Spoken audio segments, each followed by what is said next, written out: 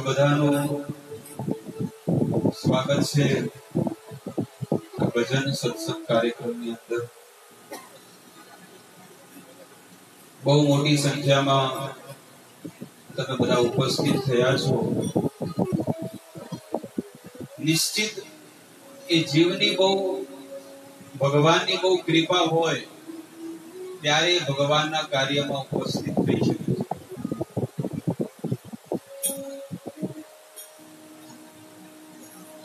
શાસ્ત્રોમાં લખેલું છે કે કયો જીવાત્મા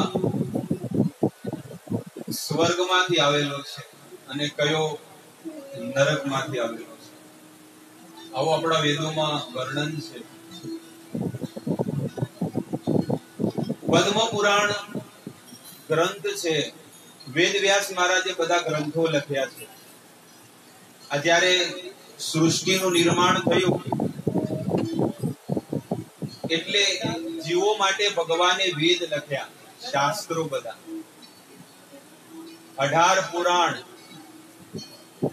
108 ઉપનિષદો,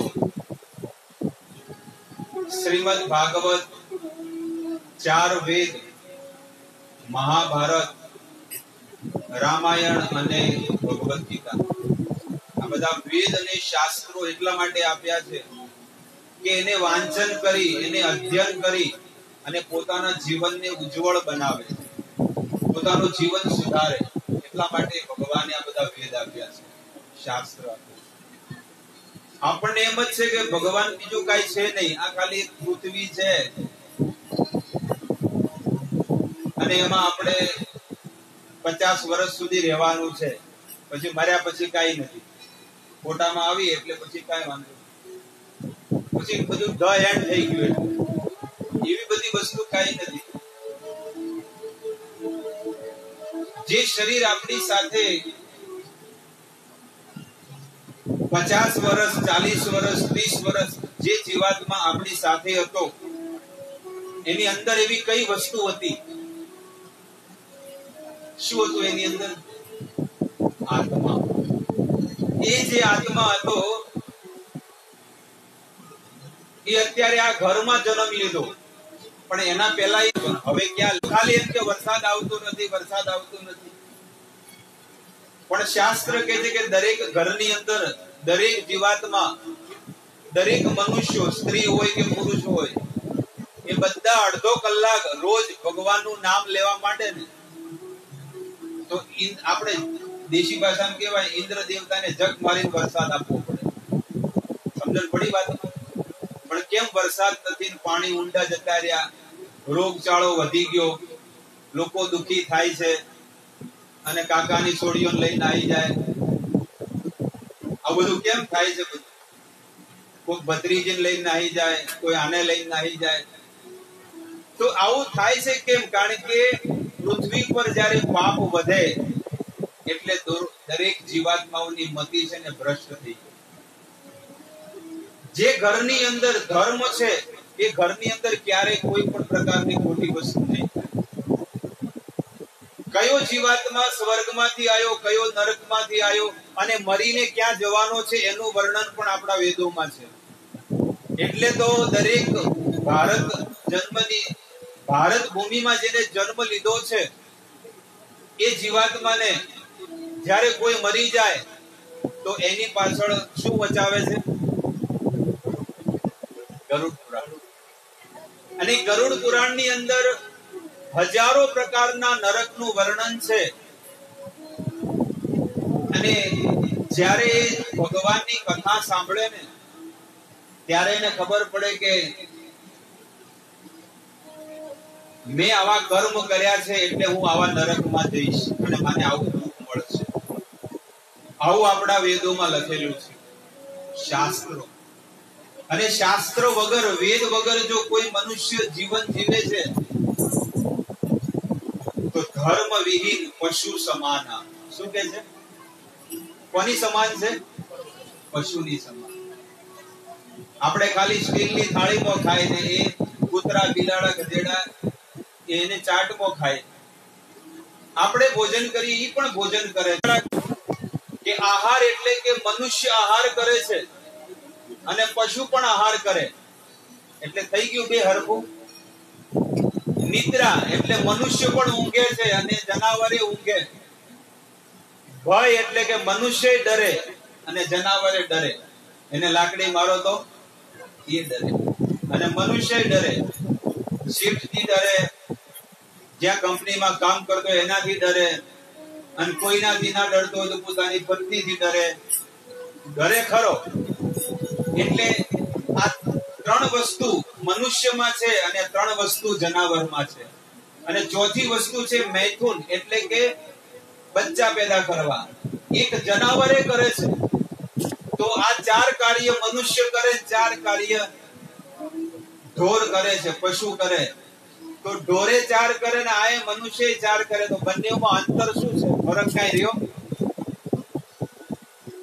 આપડા જે હમણાં ગુરુ પૂર્ણિમા આવશે ને, પૂનમ, હવે બસ આવવાની તૈયારી જ છે. એ વેદ વ્યાસ મહારાજ ની ગુરુ પૂર્ણિમા મનાવે છે. વેદ વ્યાસ મહારાજ એ આપણા ગુરુ છે. અને વેદ વ્યાસ મહારાજ હિમાલયની તળેટીમાં બેઠા બેઠા એમને આ બધા વેદ લખેલા છે. સંપૂર્ણ સૃષ્ટિ કેવી રીતે ચાલે છે, જીવાત્માઓને બધી વસ્તુ પૂરી પાડવા વાળો કોણ છે, એ બધું વર્ણન વેદોની અંદર લખ્યું છે. ભગવદ ગીતામાં, રામાયણમાં, મહાભારતમાં. પણ ટાઈમ કોને છે ખોલવાનો, વાંચવાનો? કોઈની નિંદા કરવી હોય તો ચાલુ થઈ જાય, કોઈની કાપવાની હોય તો ચાલુ થઈ જાય. ખેતરમાં જાય સાથે સાથે પણ બે બહેનો જાતી હોય પણ ભંડી કૂટવાની ચાલુ જ હોય. તો વેદ અને શાસ્ત્ર ભગવાને એટલા માટે આપ્યા છે કે આમાંથી પાર થઈ જાય, ભવસાગરને પાર થઈ જાય. પણ દરેક જીવાત્મા આ ભવ બંધનમાં હજી ફસાવાના ધંધા કરે છે કે હજી આમાં ઘર સંસારમાં હજી ફસાવું. આમાંથી નીકળવાની કોઈ બારી કે કોઈ રસ્તો કાઢતો. આહાર નિદ્રા ભય મૈથુનમ ચ સામાન્ય એતત પશુ સમાન. આ તો એક પશુ પણ કરે છે, પણ એક મનુષ્યની અંદર, એક માણસની અંદર એવી કઈ પાંચમી વસ્તુ છે જેથી કરીને મનુષ્ય કહેવાને લાયક છે? ત્યારે વેદ વ્યાસ મહારાજે નીચેની લાઈનમાં લખે છે, એના જીવનમાં એ ધર્મનું પાલન કરે છે ને, તો એ મનુષ્ય કહેવાને લાયક છે. ધર્મ વિહીન પશુ સમાન. ધર્મ વગર કેવો છે? પશુની સમાન. આપણે ઘણા લોકો કે ના અમે તો કામ ધંધે જઈએ છીએ, અમે તો રોજ સવારે ટિફિન લઈને કામ ધંધે જઈએ. અલ્ટિમેટલી જીવનમાં આપણે શું કરીએ? કામ ધંધો કરી એટલે જઈને રોડ ઉપર લારી લઈને બેઠો હોય વાઘરી, તો એના પાસે ટમેટા, બટેકા અને રીંગણા લઈને ઘરે આવીએ અને રસોઈ બનાવીને ખાવાનું છે. તો મૂળ એ ધનનું શું કરીએ છીએ? બસ આપણે ભોજન જ કરીએ છીએ, બીજું કઈ કરતા નથી. એ તો ભોજન તો એક પશુ પણ કરે છે. એક જનાવર બચ્ચા પેદા કરે, મનુષ્ય કરે છે. તો મનુષ્ય ને જનાવરમાં અંતર શું રહ્યો? બાકી 84 લાખ યોનિઓ છે, 84 લાખ પ્રકારના શરીરો છે. એમાં સૌથી ટોપ લેવલનું શરીર કયું છે? મનુષ્ય. જે તમને મળ્યું છે, મને મળ્યું છે, બધાને મળ્યું છે. પણ આ શરીરને એવા કર્મ કરીને દરેક લોકો પશુ યોનિની તૈયારી કરી રહ્યા છે. આપણે તો પૃથ્વી પર કર્મ કરીએ છીએ, આપણને ખબર નથી, પણ આપણે પશુની તૈયારી કરી રહ્યા છીએ બધા. જે રીતે લોકો જીવન જીવે છે એ રીતે. આ વેદોમાં લખેલું છે, અત્ર યસ્ય સુખમ સ્વર્ગે ભૂતાતસ્ય ઇતિર્યતે યે દુઃખો નિરોગયુતા નરકાદારુણસ્તે. પદ્મ પુરાણ ગ્રંથની અંદર લખ્યું છે, આ સંસારમાં જે વ્યક્તિ સુખી છે, આ સંસારમાં જે વ્યક્તિ સુખી છે એ ક્યાંથી આવ્યો છે? वे व्यक्ति स्वर्ग से आया हुआ है, ये स्वर्ग माथी आवेलो है. और जो दुखी है, रोगी है, निश्चित वो जीवात्मा नरक में से आया हुआ है. જે આ સંસારમાં દુખી છે એ જીવાત્મા નિશ્ચિત નરકમાંથી આવે છે. ઘરે ઘરે દુઃખ છે, કુટુંબમાં દુઃખ છે, સમાજની અંદર દુઃખ છે, ગામડે ગામડે દુઃખ છે. કોઈ બીને પૂછો કેમ છો એટલે શું ઉત્તર આપશે? મજામાં. મજામાં નથી પણ એ સજામાં છે. સજા ભોગવી રહ્યા છે. બસ આ શરીરમાં આવીને આપણે સજા ભોગવી રહ્યા છે, બીજું કઈ કરતા નથી. સજા. અમુક સ્ત્રીના લગ્ન થાય, કન્યા હોય, સ્ત્રીના લગ્ન થાય, પણ એવા ઘરમાં નાખી દે કે આખું જીવન દુઃખ જ મળે. હવે એ સ્ત્રી પણ તો શું કરે? પોતાના પિતાનું મર્યાદા રાખીને જીવન ગાળી નાખે. બાકી એની ઈચ્છા નથી કે હું આ ઘરમાં ઘર કરું. છે કે નહીં? આવું બને છે. દરેક જગ્યાએ કઈક ને કઈક પ્રોબ્લેમ હશે, કઈક ને કઈક દુઃખ હશે.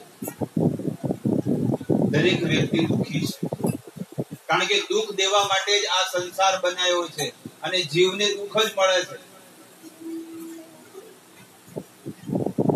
સ્વર્ગ સ્થિતા નામ ઇહ જીવલોકે ચત્વારી તેષામ હૃદયે વસંતિ. શું કે છે? जो स्वर्ग में निवास करते हैं वह इस लोक में पुनः उत्पन्न होते हैं. જે સ્વર્ગમાં નિવાસ કરે છે એ ફરીથી આ સંસારમાં પ્રગટ તો થાય છે, પણ એમાં 4 લક્ષણો છે જીવાત્માની અંદર. જે સ્વર્ગમાંથી આવેલો છે, ધ્યાનથી સાંભળો બધા, જે સ્વર્ગમાંથી આવેલો છે એમાં 4 લક્ષણો છે. 4 વસ્તુઓ એની એ જીવાત્માની અંદર છે. સૌથી પહેલી વસ્તુ, એ સૌથી શ્રેષ્ઠ દાન દેવા વાળો વ્યક્તિ હશે, ઉત્તમ દાની હશે. દાનીનો અર્થ છે કે સ્કૂલોમાં દાન આપશે, ચબૂતરાઓ બંધાવશે, ગાયો ભેંસો માટે શું કે હવાડો એવી વસ્તુ બનાવશે, અથવા તો લોકોની માટે કંઈક પાણીની વ્યવસ્થા કરી દે, લોકોને અનાજ પોતાના પૈસેથી લોકોનું ગુજરાન ચલાવે. ઘણા લોકો એવા છે કે એ લોકોનો નિશ્ચય કે દર મહિને 10 બહેનો જે વિધવા હોય ને એના ઘરનું ભરણ પોષણ હું કરીશ. આવા પણ લોકો છે દાની. ગામડાઓમાં નથી પણ મોટી મોટી સિટીઓમાં છે. મુંબઈ, સુરત, અમદાવાદ, બરોડા આવી મોટી મોટી સિટીઓમાં રહે છે કે જે લોકો પૈસા કાઢે, કમાય, પણ એમાં 10મો ભાગ છે ને એ સારા કામમાં વાપરે છે. કારણ કે એને ખબર છે કે ભગવાને મને આપ્યું છે તો હું સારા કાર્યમાં વાપરું, અને એમાં ભગવાનનો હક છે. અને જો ભગવાનની સેવામાં કે કદાચ કોઈ દુખિયારાની સેવામાં આપણે ન વાપરે તો પછી ભૂલના છેડે આપવા પડે. ક્યાં? ત્યાં આપવા પડે. નકે પછી ક્યાંક હાઈવે પર એક્સિડન્ટ થઈ જાય કે પગ ભાગી ગયો, ક્યાંક ને ક્યાંક થાય. એટલે જીવાત્માએ વિચાર કરવો જોઈએ 2 ઘડી માટે કે શું મારા અંદર આવી પ્રવૃત્તિ છે દાન દેવાની, કે હું 100 રૂપિયા કમાતો હોય.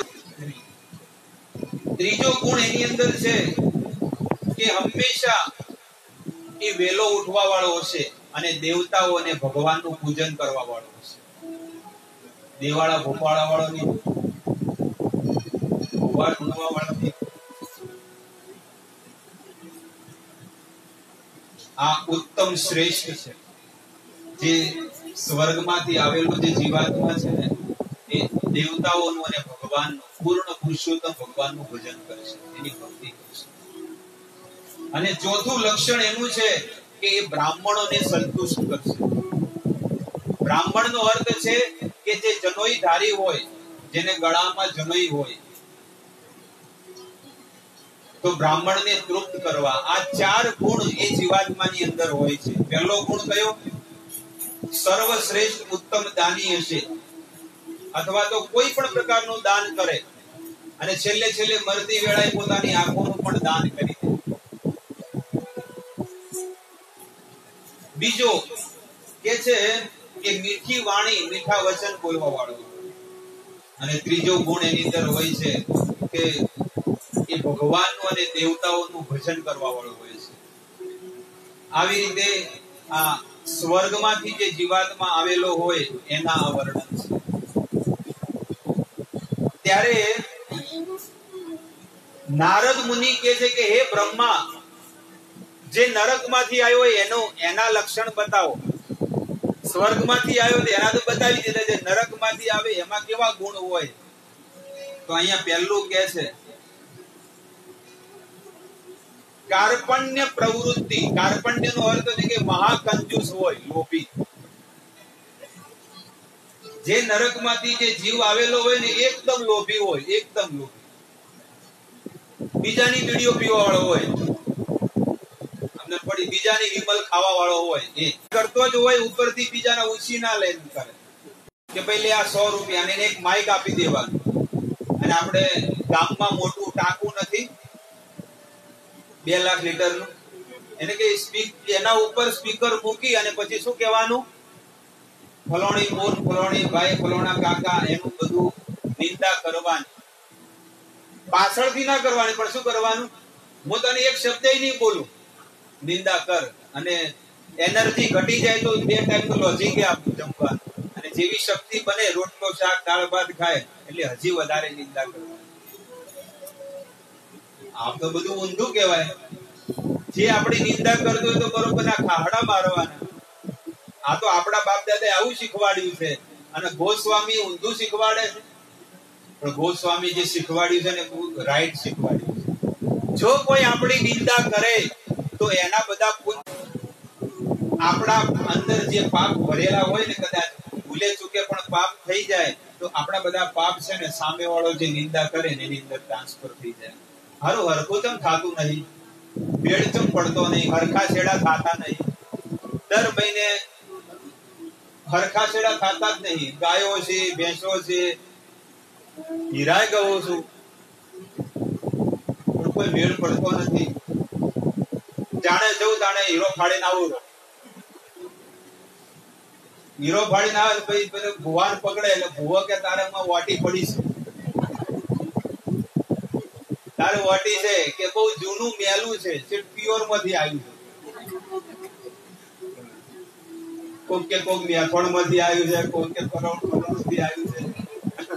એટલે લોકો આ એવો ભૂસું ભરાવે એટલે આપણને મગજમાં આવી જાય કે વાત સાચી છે. આ દેવ નડે છે એટલે ભેંસો દૂધ બરોબર આવતી ને ફેટ બરોબર પડતા નહીં, જીરા ફાટી જાય છે, છોકરા નપાસ પડી ગયા અને એક છોકરું તો બોલતું જ નથી. આ બહુ બધી મોટી ઓટી પડી છે. એટલે હવે આને કાઢવા માટે શું કરવું પડશે? કે તમારે બાધા રાખવી પડશે, આમ કરવું પડશે, આવતા ચૈત્ર મહિને રમેણ કેવડાવવી પડશે, બધું કરવું પડશે.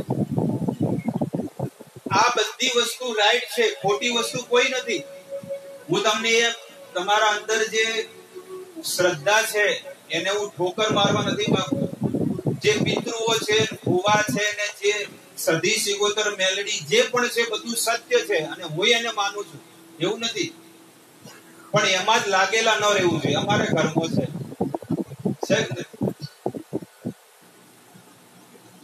પણ આજ સુધી આ મારે 15 વર્ષ થઈ ગયા આ વસ્તુને. આજ સુધી મેં કોઈ દિવસ થાળી નારિયેળ હજી સુધી મોન્યું નથી, કે હજી સુધી મેં કોઈ દાડો અગરબત્તી નથી કરી. હા, જઈને પગે પડીએ, પ્રાર્થના કરીએ.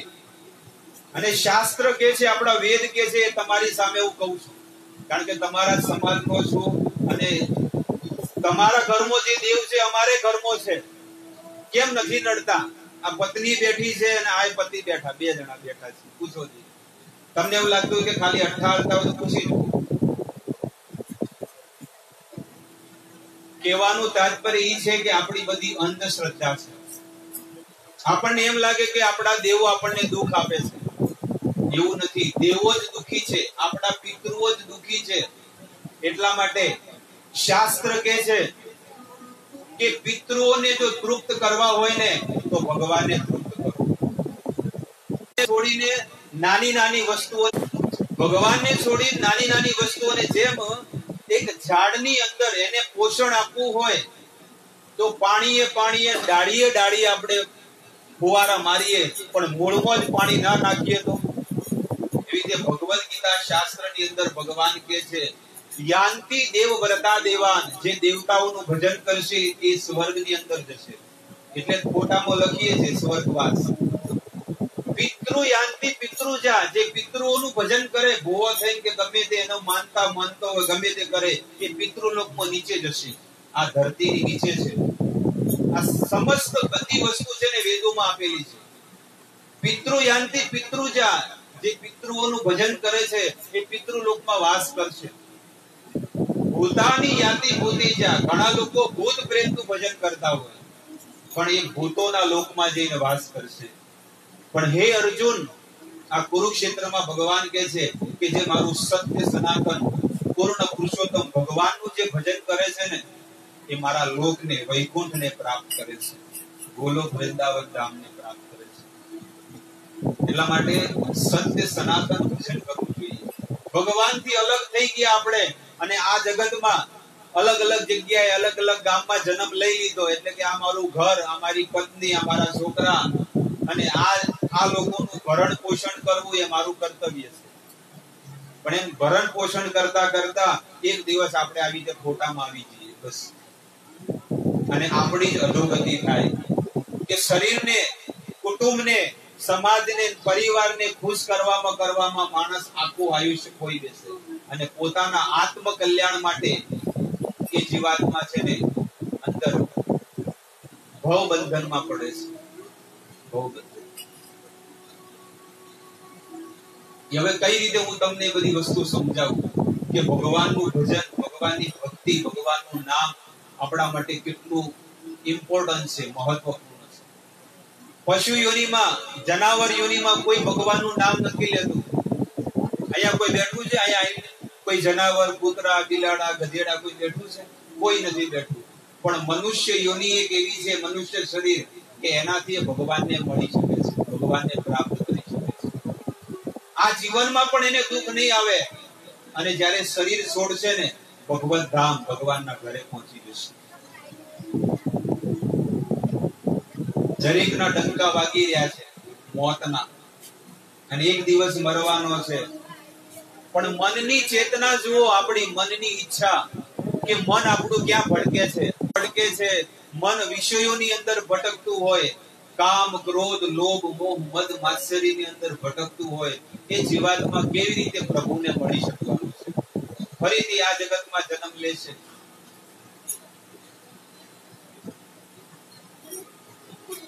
તો બીજાની નિંદા કરવા વાળો હોય છે, સ્વજનેશુ નિંદા. અને ત્રીજું કે છે કુચેલતા નીચ જનેશુ ભક્તિ. કુચેશુ એટલે કે હંમેશા મેલા કપડા પહેરવા વાળો હોય. જે નરકમાંથી જે જીવ આવેલો હોય એ હંમેશા મેલા વસ્ત્ર, એક દિવસ વસ્ત્ર પહેરાય પણ બીજા દિવસે કપડા ક્યારે પહેરાય. પણ જેનો સ્વભાવ આવો હોય, શાસ્ત્ર કહે છે કે એ જીવાત્મા નરકમાંથી આવેલો જીવાત્મા છે.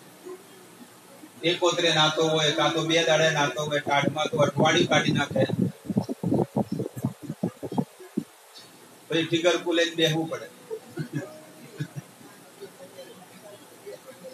આ વેદોના બધા વર્ણન છે. આ વેદ લઈ બેઠો છો, પુરાવા છે બધા. કોઈ એવું નથી કે ભાઈ પોતાના વાણીથી ચાલુ થઈ ગયા બોલે છે. એટલા માટે શાસ્ત્ર લઈને જ બેસીએ છીએ. આગળ કે છે કે એનું ઉઠવા બેસવાનું કેવું છે કે હંમેશા નીચ લોકો હોય ને એવાની સાથે જે લોકો એની બેઠક હોય, જે ગાળો બોલતું હોય, સ્ત્રીઓને પુરુષોના જેવા ખોટા કહેવાય ને કે વાતો ચાલતી હોય, ખોટા કામ કરવા હોય કે ચોરી કરવી, જુગાર રમવું, એવા લોકોની સાથે જ એની બેઠક હોય એ માણસ, એને કહેવાય નીચ. નીચનો અર્થ છે કે જે મનુષ્યની અંદર સૌથી અધમ છે, જે સ્ત્રીઓની અંદર સૌથી અધમ નારી હોય ને એની સાથે જો એની બેઠક હોય ને તે વ્યક્તિના આવા વિચારવાળો હોય છે. પણ જે સત્સંગી હોય, જેના મુખમાં ભગવાનનું નામ છે, એ સત્ય, એ છે ને સજ્જન વ્યક્તિ છે. આપણે જેની સાથે ઉઠક બેસવાનું હોય, જેની સાથે વાતચીત કરતા હોય, તમે જુઓ કે કેવા લોકોની સાથે ઉઠવા બેસવાનું છે. જે હંમેશા કોકના રૂપિયા લઈને ઉઠી ગયો હોય, ગાળો બોલતો હોય અને કોકનું હારું ન ઈચ્છતો હોય, ખબર પડી કે આનું હારું કેમ થઈ ગયું આટલું બધું, અને આ વ્યક્તિને શાસ્ત્ર નીચ કહે છે. અને આપણા ગુજરાતના સાધુ સંતો પણ કહે છે કે જેના મુખમાં રામનું નામ નથી એવા દુર્જનનો અહીં કામ નથી. જે જીવાતમાં જેને આવો અવતાર મળ્યો છે, જેને આવો અવતાર મળ્યો છે, મનુષ્યનો અવતાર, પણ ક્યારે ભગવાનનું નામ ન લે. કેટલું સુંદર હમણાં ભગવાનના કીર્તન ભજનો થઈ રહ્યા હતા, પણ જેમ મોઢા પર સેલો ટેપ મારી હોય, કોઈ હલનચલન કઈ વસ્તુ નહીં, કોઈ તાળીએ ના વગાડે કઈ. આપણે બધા ખેડૂતો છીએ, ખેતરમાં ઘણી બાજરી લીધી, ઘઉં લીધા, તો રખવાળું કરવા જાય ને, દિવસે રાતે રખવાળું કરવા જાય ને, ચકલા બધા ભૂંડ શું કરે, પેલી કઈ કહેવાય, કઈ ગાય, આ બધા આવે અને એ આપણે ખેતરમાં જે બીજ ઉગાડ્યા છે, જે ધાન ઉગાડ્યું છે, એ શું કરી નાખે. તો એના માટે આપણે શું કરવું પડે, ખેતરમાં જઈને શું કે જોર જોરથી બોલવું પડે ને. એટલે શાસ્ત્ર ઈ જ કે છે કે એ જે પક્ષીઓ કેવા છે, પાપ રૂપી પક્ષીઓ છે, અને એને ઉડાડવા હોય તો આપણે શું કરવું પડે, તાળી વગાડવી પડે અને જોરથી મુખમાંથી વાણીથી બોલવું પડે. ઓહો, આપણે છેટે રે કહીએ કે ભાઈ ઉડી જાય એમ. એટલે એ પક્ષીઓને લાગે કે આનો માલિક આવી ગયો છે. એવી રીતે જ્યારે પણ આપણે મંદિરે જઈએ, સત્સંગમાં જઈએ, ભગવાનના કીર્તન ભજનમાં જઈએ, તો તાળી વગાડવી. તાળી વગાડવાથી શું ફાયદો થાય છે એ તમને કહી. કારણ કે બધા ફાયદા વાળા જ જોવે, ફાયદો હોય તો કરીએ, ફાયદા વગર કોઈ ના થાય. બાકી અમારા બધા ભક્તો સાધુ સંતો ક્યાંથી આયા ભજન ગાવા વાળા, પણ આજ સુધી રેકોર્ડ છે, અને તમે જોયો છે, મેં જોયો છે, કોઈ તાળી ના વગાડે, કોઈ બોલે નહીં, કોઈ કીડીઓ તોડે બેઠો બેઠો, બીજું કઈ કરે નહીં. કે મને 12 દિવસ થયા છે કે 7 દિવસ થયા છે, આ ઘરનું મારે કાંઈ લેવાય, અને લઈએ તો કઈ વાંધો નહીં, પ્રસાદ લો, પણ ચા અને બીડીઓ તો ક્યારે ન લેવાય. કારણ કે ઓલરેડી પહેલું જે પાપ રૂપી વસ્તુ છે, એ કે હારી વસ્તુ છે, પ્રસાદ કહેવાય. ઘણા તો વળી ગયેલો પીવો પ્રસાદ છે, એટલે ભાઈ મરી જા, મરી તું, તારા 70 વર્ષ થયા, ઢોકળી પોણી ડૂબી મરી જા, તું આવું તારા છોકરોને શીખવાડે છે પ્રસાદ છે. અમે એક સમાજની અંદર ગયા હતા, અને આપણો જ હતો, પછી બીજો કોઈ હતો નહીં. એટલા માટે તમને કહું છું, બોલો લો બાપજી, લો પીવો.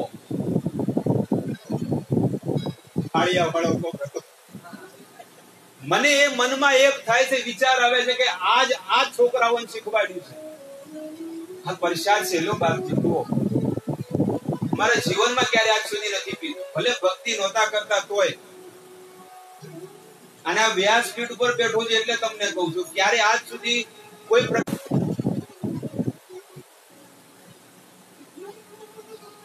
આ જે પણ આપણા ઘરની અંદર, કુટુંબમાં જો આવી પ્રવૃત્તિઓ થતી હોય ને, એ ઘર ક્યારે ઊંચું નહીં આવે.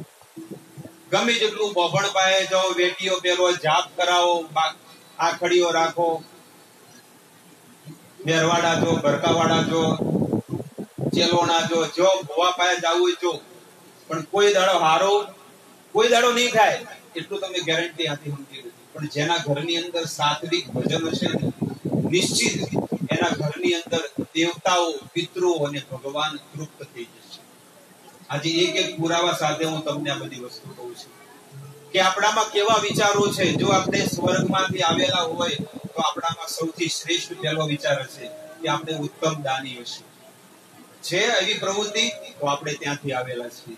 અને જો અહીંયા કે છે કે કંજૂસ હશે, સ્વજનોની નિંદા કરવા વાળો, એટલે પોતાના ઘરના લોકોની જ નિંદા કરવા વાળો, કાપવા વાળો હોય, લાગા તો કઈક મઠ મેલ્યા હોય, કઈ લેબુ મૂક્યા હોય, ટાળો કરેલો હોય, એટલે ઘરની જે નિંદા કરવા વાળો હોય એ વ્યક્તિ નિશ્ચિત નરકમાંથી આવેલો છે. જે હંમેશા મેલા વસ્ત્ર પહેરે, ક્યારે સ્નાન ન કરતો હોય, અને નીચ લોકોની સાથે રહેવાનું હોય, અને એ હંમેશા અત્યંત ક્રોધી હોય, અત્યંત ક્રોધ એની અંદર ભરેલો હોય, અને જ્યારે હોય ત્યારે છે ને કટુ વચન કહેવા વાળો હોય. કટુ વચન એટલે હંમેશા ક્રોસમાં આડું જ હેડવા વાળું હોય, આડું એ જોઈ લેવાનું કે આપણે ભાઈ કોણ આડું હેડે, એટલે એને કહેવાનું કે ભાઈ તું હવે સીધો થઈ જા, आड़ो मत है। ये नरक से लौटने वाले मनुष्य के लक्षण है। आ हिंदी में अनुवाद से गुजराती कि आ जीवात्मा चाहे स्त्री होय के पुरुष होय जेनी अंदर आ लक्षण छे के जीव निश्चित नरक मांथी आवेलो छे। तो આવી રીતે સ્વર્ગ નરક તો મેં તમને વર્ણન કર્યું અને આગળ ભગવાન કહે છે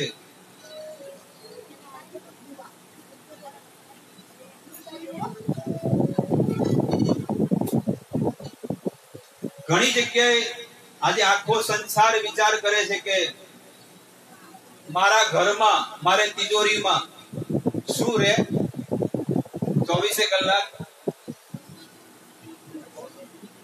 લક્ષ્મી, ક્યારે લક્ષ્મી ખૂટે નહીં, આ બધાની ઈચ્છા છે ને, છે કે નહીં? આ તો પાડો ખબર પડે છે કે નહીં? આ તો એ લક્ષ્મી ટકી રહે એના માટે એને શું કરવું જોઈએ અને પછી હું કથાને આગળ વધારીશ। પણ આ તો એક નિયમો સાધારણ બતાવ્યા કે સાધારણ નિયમ એક મનુષ્યની અંદર કેવા નિયમો, એનું વર્તન, એનું આચરણ, એનો વ્યવહાર કેવો હોવો જોઈએ। અને આગળ લક્ષ્મીજી સ્વયં કહે છે, લક્ષ્મીજી બ્રાહ્મણોને કહે છે કે હે બ્રાહ્મણો, હે દ્વિજો, ગૃહાન્યા સ્વામી દેવાનામ યુષ્માકમ ચાગ્યામ દ્વિજા યેષામ ગોહમ ન ગચ્છન્તિ શૃણુત્વમ ભારતેષુ ચ। મહાલક્ષ્મી કહે છે, લક્ષ્મી માતા કહે છે કે હે દ્વિજ,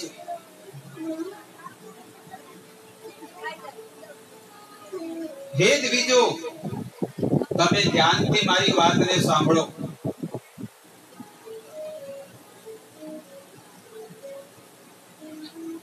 ભારતમાં જેને જન્મ લીધો છે, લક્ષ્મીજી કહે છે કે ભારતમાં, અહીંયા શું કહે છે? યેષામ ગૃહમ ગચ્છન્તિ શૃણુત્વમ ભારતેષુ ચ। ભારતેષુ એટલે કે જેને ભારતમાં જન્મ લીધો છે અને કોઈ વ્યક્તિ વિચાર કરતો હોય કે હું બિઝનેસમાં, ધંધામાં આગળ વધું, પ્રોપર્ટીમાં આગળ વધું, મારા ઘરમાં મારા દીકરાઓ बुद्धिમાં આગળ વધે તો એને શું કરવું જોઈએ? આ લક્ષ્મીજી કહે છે, जो भारत में जिन लोगों ने जन्म लिया है वहां मैं नहीं जाऊंगी। क्यों? क्योंकि वहां मेरे स्वामी की कोई पूजा नहीं करता। लक्ष्मी ना स्वामी कौन है? नारायण। विष्णु को के नारायण को एक ज नाम है। तो लक्ष्मी ना स्वामी नारायण से अने એ નારાયણનું જો કોઈ ભજન ન કરતું હોય તો લક્ષ્મીજી કે મારે ઘરમાં રહીને શું કરવું? હું કઈ સંસારના જેવી સ્ત્રી થોડું છું કે ભાઈ આદમી નહીં ગમે બીજે ચોક ઘર મોડું, એવું તો છે નહીં। લક્ષ્મીજી કે જે હું સતી નારી છું અને એના જ ઘરમાં રહું જે ઘરની અંદર નારાયણ હોય, જે ઘરની અંદર વિષ્ણુ ભગવાનનું ભજન કરતું હોય ને એ ઘરમાં હું 24 કલાક, પેલું કે ને કે આપણે થેલા બેલા સુટકેસ લઈને ત્યાં આગળ આવી જાઉં, એટલે ત્યાંથી ઘરમાંથી જાઓ 24 કલાક। ઘણી જગ્યાએ લોકો કે ઘણા લોકો ભગવાનનું ભજન કરતા નથી, પણ એને તમે જો એ લક્ષ્મી છે ને એ દારૂ પીવામાં જતી રહે સાંજ પડતા, થાય છે નથી થતું? બેઠા પૂછી જુઓ, કારણ કે આપણે જે ઉઠવા બેહવાનું ત્યાં જે પૂછવાનું નહીં, ફૂલ પેક હોય, માંસ ખાવા વાળા હોય, અંડા ખાવા વાળા હોય અને પર સ્ત્રી ગમન કરવા વાળા હોય અને જુગાર રમવા વાળા હોય, આતા માટે પૂછ્યા જે સુરત રહેતા હોય પૂછો આતા માટે ઉપર આ જે છે ફેક્ટ વસ્તુ, ખોટી વસ્તુ।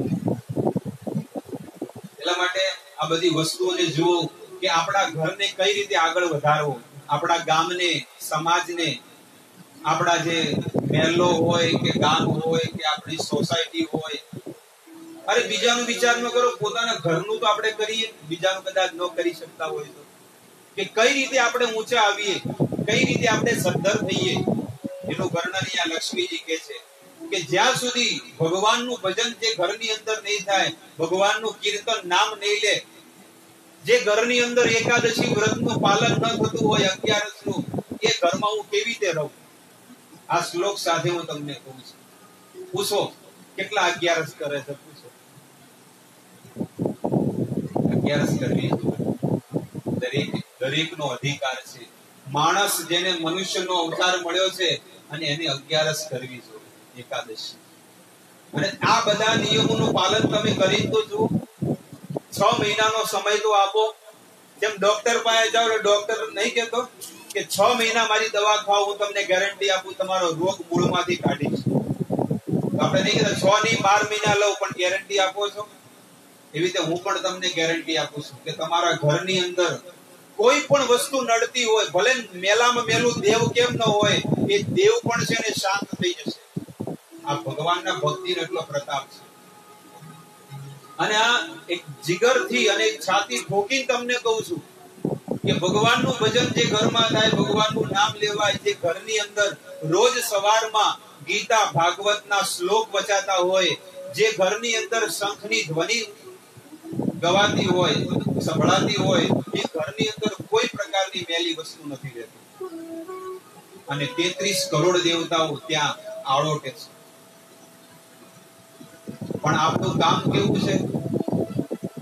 આપણું વર્તન, આપણો વ્યવહાર, બસ ખેતરમાં જવું કે કામ ધંધે જવું અને શાક જે પણ હોય, શાક હોય કે ફળ ફળાદી હોય એ લઈને ઘરે આવવું, આપણું ફરજ પૂરી.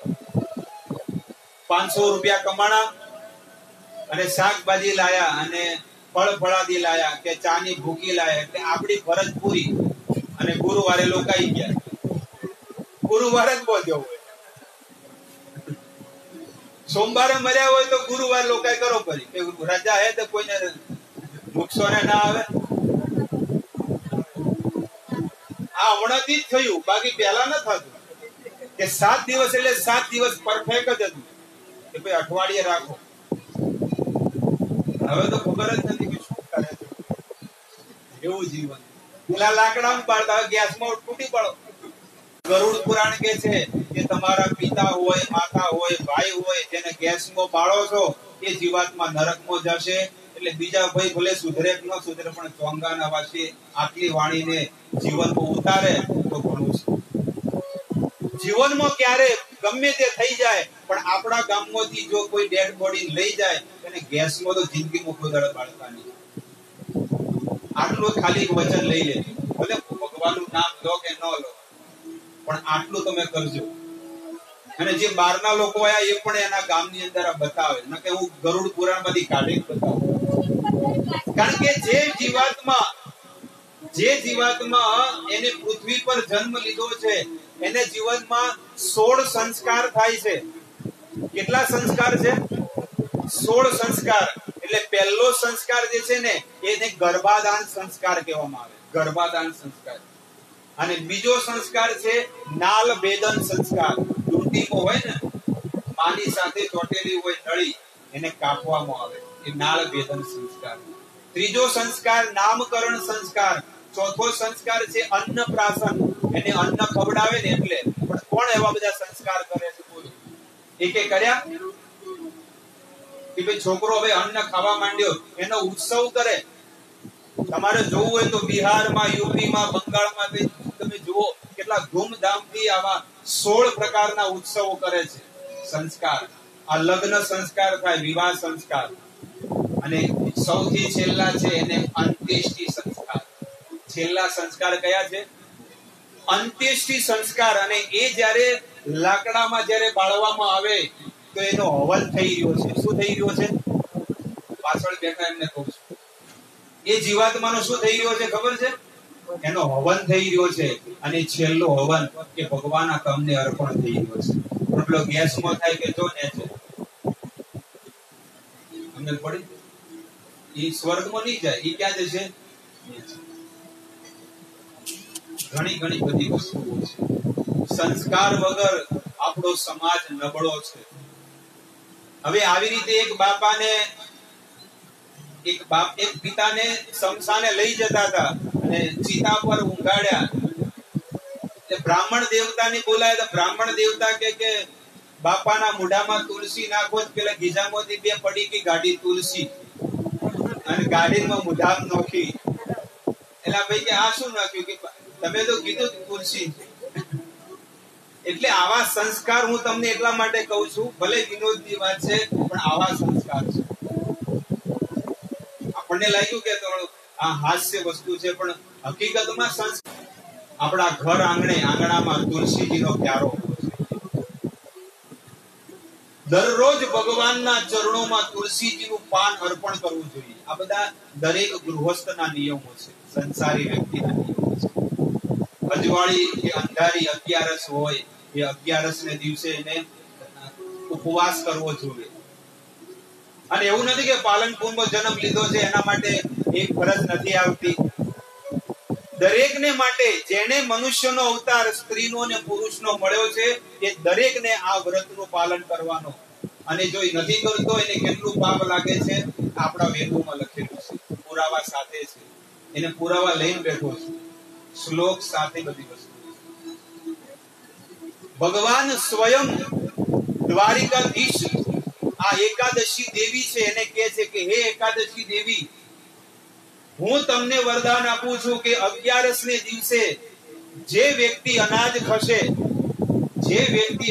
ખાશે ને એ જીવાત્માને પોતાના મા બાપને વાઢીને ખાવાનું પાપ લાગશે. એટલું અઘરું, એટલું કડક, એટલો પાપ એના માથા પર ચડે છે. પણ તોય આપણે શું કરીએ?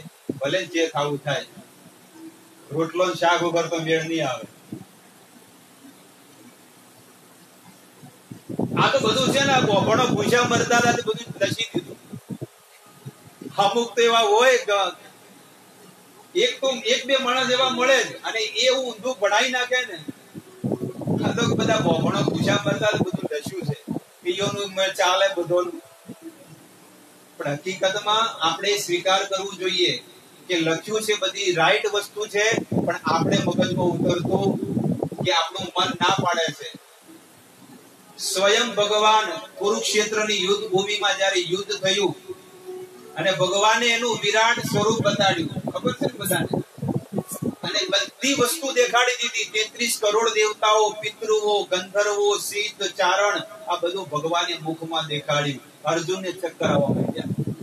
અર્જુન કે તમે આવા રૂપમાં કોણ છો પ્રભુ? ત્યારે ભગવાન કે છે કાલોસ્મી લોક ક્ષયમ કૃત પ્રવૃત્તો, હું કાળ છું અને બધાને ખાવા આવ્યો છું. આજે આપણા જીવનમાંથી 30 વર્ષ જતા રહ્યા, 40 વર્ષ જતા રહ્યા, ક્યાં ગયા? 40 વર્ષ ગયા, 50 વર્ષ ગયા, ક્યાં ગયા આપણા જીવનમાં? કાળ ખાઈ ગયો. હતા આપણે નાના, એ નાનપણ ક્યાં ગયું? આપણે એ જ વ્યક્તિ છીએ ને કે આપણે નાના હતા, પણ એ નાનપણ ક્યાં ગયું? નાનપણ કાળ ખાઈ ગયું. આપણે જવાન પણ હતા, એ જવાની ક્યાં ગઈ? એ જવાની કાળ ખાઈ ગયું. અને હવે ઘરડા થઈ ગયા, એ ઘડપણે જતું રહેશે. અને ચિતામાં તો એ ઘડપણ ક્યાં ગયું? એ પણ કાળ ખાઈ ગયું. અને છેલ્લે ચિતામાં રાખ થઈ ગયા. શું પ્રમાણ? સારું પુણ્ય કઈ ભેગું કરીને ગયા કે નહીં? કોઈ વ્રત કર્યું કે નહીં? લડવાનું કામ કર્યું કે હા? લડવાનું કામ કર્યું તો જોરદાર કર્યું. એમાં તો કોઈ બાકી રાખ્યો? આવો આ જીવનો સ્વભાવ છે કે ક્યારે ભગવાનનું નામ ન લેવું, ભગવાનના આદેશ પ્રમાણે જીવન જીવવું. સૌથી પહેલા તો એ રામ અને કૃષ્ણને ભગવાન કોઈ સ્વીકાર કરતું જ નથી. ભલે આપણે સનાતન ધર્મી હોઈએ, પણ એ રામ છે કે કૃષ્ણ કે વિષ્ણુ છે કે નારાયણ છે કે દ્વારકાધીશ, એ જ પૂર્ણ પુરુષોત્તમ ભગવાન છે. અને એ જ આખી સૃષ્ટિ ચલાવે છે. અને એ જ 33 કરોડ દેવતાઓની બધી વસ્તુ આપે છે. એના પુરાવા છે. સ્વયં ભગવાન કપિલ આ સિદ્ધપુરમાં બિંદુ સરોવરમાં કહે છે. આજે જ હમણાં હું દર્શન કરીને 5 વાગે ત્યાં જ હતો. એ ભગવાન કપિલ માં દેહૂતીને કહે છે મદ ભયાદ વાતી વાયોમયમ સૂર્ય તપસી મદ ભયાદ. આ સૂર્ય તપે છે ને એ મારા ઈશારા પર, મારા ભયથી તપે છે. આ હવા આવી રહી છે એ મારા ડરથી વહી રહી છે. મદ વર્ષત તે ઇન્દ્રો, અને મારા ભયથી ઇન્દ્ર દેવતા વરસાદ આપી રહ્યો છે. હું ના પાડું તો નહીં આપે. કે ભાઈ બનાસકોટામાં મત આપજે તો ઇન્દ્ર દેવતા ના આપે, નથી આપે.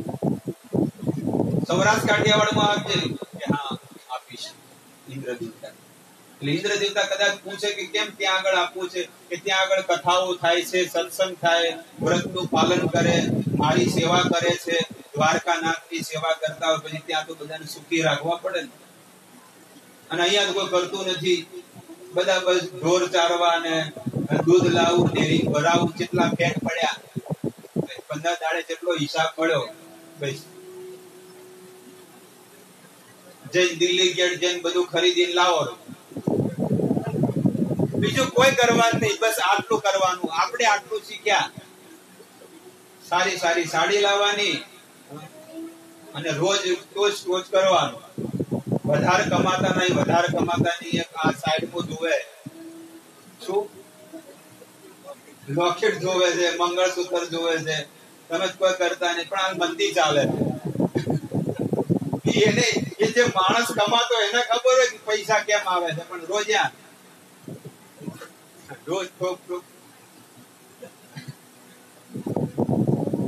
પૈસો કમાવો છે, પણ એ પૈસો કઈ રીતે આવે એ પણ એનું જીવન જો આપણું સારું હશે, પવિત્ર હશે, તો ઓટોમેટિક ભગવાનને લક્ષ્મી આપી હશે. આપણા બાપ દાદાઓ ખેતીવાડી કરતા 1 વીઘા જમીનમાં જેટલી બોરી આવતી એટલું આવે છે અનાજ. અત્યારે આવે છે? કેમ નથી આવતું? જમીન એની એ છે, માણસો એના એ. પણ કેમ આવું થઈ ગયું? કારણ કે માણસોના પાપ વધી ગયા. એટલે ભલે એ લોકો સવાર કાઈ ન કરતા, પણ ભગવાનનું નામ તો લેતા, ભગવાનની માળા ફેરવતા. આજે ગમે તે કરીએ, હું તમને કહું કે આજે અમારા પરિવારની અંદર આજે બધા ભગવાનનું ભજન કરવા વાળા છે, ભક્તિ કરવા વાળા. કારણ કે મૂળમાંથી જ અમારે જે દાદીમાં જે છે, આજે અમારા દાદીમાં આજે હાલે છે હાજરો હાજર, અને નાનપણથી ભગવાનનું નામ લેવા વાળા છે. અમારે કે કોઈ ભક્તોનો સંગ નથી, પણ હું નાનપણથી કે હું ચંગવાડામાં મારા બા દાદીમાં ચંગવાડાના, કે જ્યારથી હું નાનપણથી છે ને 5 વર્ષની ત્યારથી 11 કરતા અને ભગવાનનું નામ લેતા. અને ત્યારે મને ગીતાના વાક્ય યાદ આવે છે. ભગવદ ગીતામાં ક્લિયર ભગવાન કે છે, શુચિનામ શ્રેમ્યતામ ગ્રેહે યોગો ભસ્તી અભિજાયતે. હે અર્જુન, આ કુરુક્ષેત્રમાં ભગવાન કે છે કે જે જીવાત્મા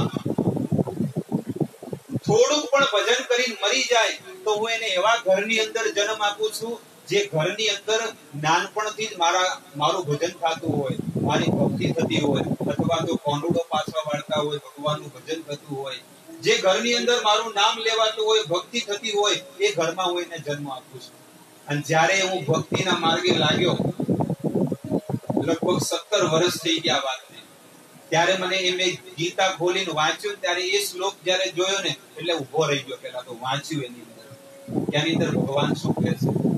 ત્યારે ભગવાને અંદર બીજી લાઈનમાં કહે છે કે હું એવા પરિવારમાં જન્મ આપું છું કે જે પરિવારમાં નાનપણથી વૈષ્ણવ ધર્મનું પાલન થતું હોય.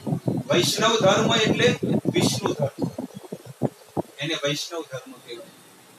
અને બીજો ફાયદો શું કહે છે કે મારું ભજન કરીને જો કદાચ મરી ગયો, થોડીક ભક્તિ બાકી છે, તો એને આ જીવન કાંઈ કરવું નહીં પડે, બસ મારું ભજન જ કરશે.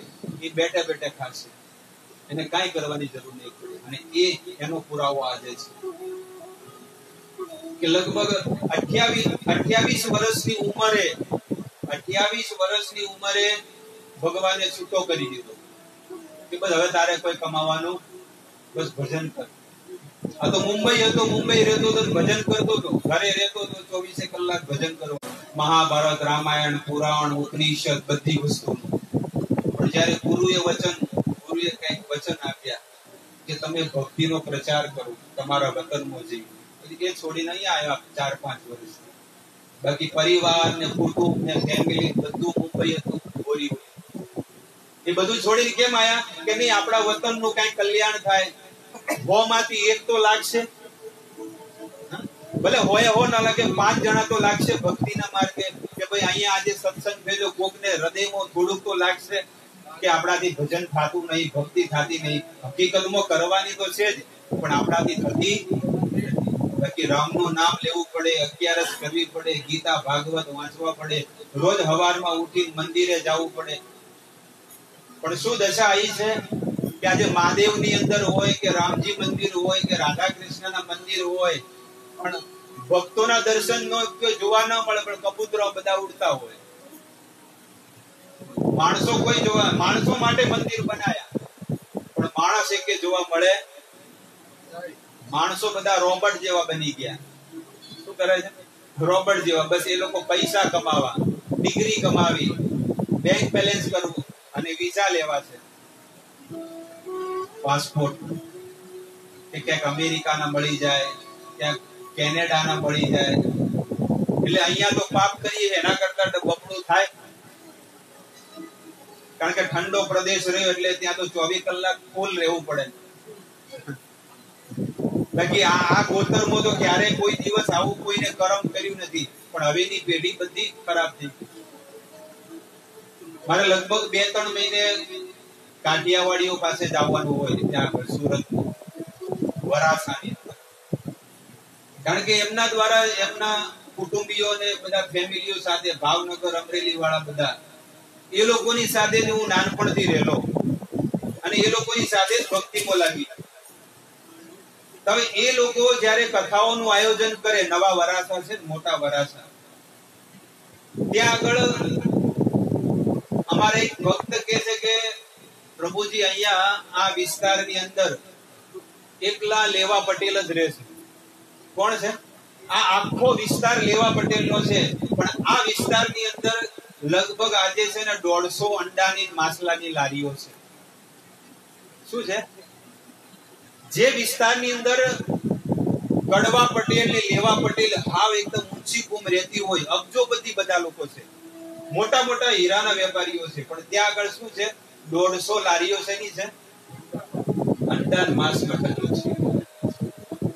ધન આવ્યું ને એટલે ધન છે ને ગમે તેવાને બગાડી નાખે. લક્ષ્મી આવે પણ નારાયણ જો ન હોય ને તો એ લક્ષ્મી ખોટા માર્ગે જશે.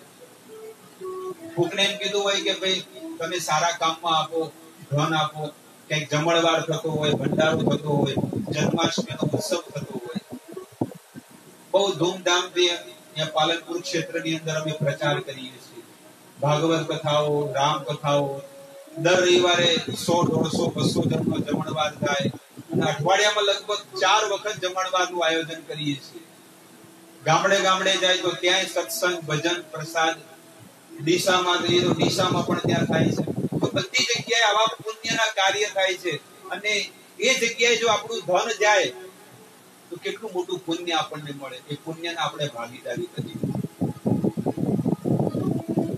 તો લક્ષ્મીજી કહે છે કે હું એ ઘરમાં ટકું છું જે ઘરની અંદર નારાયણ એટલે કે ભગવાનનું ભજન થતું હોય, રામનું ભજન થતું હોય.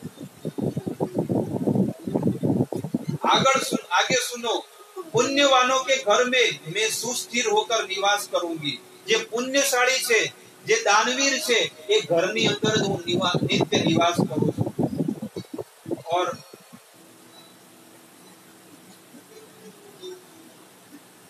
અને 24 કલાક નહીં કે જન્મો જન્માંતર સુધી હું એના જ ઘરમાં રહું છું. જ્યાં સુધી એ ઘરની અંદર ધર્મનું પાલન થાય ત્યાં સુધી એ ઘર છોડીને હું ક્યારે જતી નથી. તો આવી રીતે મેં તમને લક્ષ્મીજીની વાતો કરી.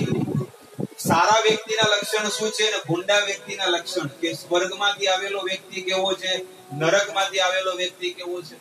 હવે આગળ કહે છે કે દુષ્ટ વ્યક્તિ, લક્ષ્મીજી કહે છે કે જે કેવા સ્વભાવ વાળો હોય એના ઘરમાં હું નથી રહેતી. તો અહીંયા આગળ કહે છે જો નિરંતર મિથ્યા ભાષણ કરને વાળા, જે નિરંતર અઠ્ઠા હલવા વાળો હોય, જૂઠું બોલવા વાળો હોય, એ ઘરની અંદર હું ક્યારે ટકતી નથી. હોય બસ સ્ટેન્ડે અને શેઠનો ફોન આવે, જો એક ભાઈ પહોંચી જો ગોળાઈ, શું કે ભાઈ હવે એરોમાં સરકાર આવી ગયો છે, પણ હોય કેવો હોય? ઘરે જ હોય, પોતાના ઘરે. એટલે એ શું બોલ્યો? ખોટું બોલ્યો. હવે એમાં 1 રૂપિયાનો ફાયદો નથી, પણ વારે વારે લોકો ખોટું બોલે છે. અને એનું વર્ણન પણ આપણા વેદોમાં છે. એવું નથી કે આપણે ખોટું બોલીએ એટલે છૂટી જશું. એક વાર ખોટું બોલે તો 100 ગાયોને મારવાનું પાપ લાગે છે જીવને. પણ આ તો બધા કે બધાને ડરાવવા માટે બધું ખોટું બધું લખ્યું છે. હકીકતમાં આવું કોઈ નથી. પણ શાસ્ત્રનું અધ્યયન નથી કરતો એના ઘરમાં તો હું ક્યારેય રહેતી નથી. ત્રીજી વસ્તુ, જે સત્યહીન છે, જે 24 કલાક ખોટું બોલવા વાળો છે, और जो दुष्ट स्वभाव का है, दुष्ट स्वभाव वाળો એટલે કે જે ઠગવા વાળો હોય. ઠગવા વાળો એને કહેવાય કે મને આટલા પૈસા આપો ને, તમને 5 મહિના પછી, 1 વર્ષ પછી તમને ડબલ કરીને આપીશ, 2 મહિના પછી આપીશ, 15 દિવસ પછી આપીશ. પણ એ શું કરે છે? બીજાને ઠગી રહ્યો છે. અને બીજાને ઠગવા વાળો વ્યક્તિ નિશ્ચિત એના ઘરમાં ક્યારે લક્ષ્મી ટકતી નથી. લાખ રૂપિયા કમાતો હોય પણ એના ઘરમાં લક્ષ્મી નો ટકે. એવા લોકોના ઘર તમે જુઓ. તો આવી રીતે દુષ્ટ સ્વભાવ વાળા જે હોય ને એના ઘરમાં ક્યારે લક્ષ્મીજી નહીં ટકે. આ તો મેં તમને એક સાધારણ જીવન, એક મનુષ્ય કેવી રીતે જીવન જીવવું જોઈએ એના મેં લક્ષણો બતાવ્યા.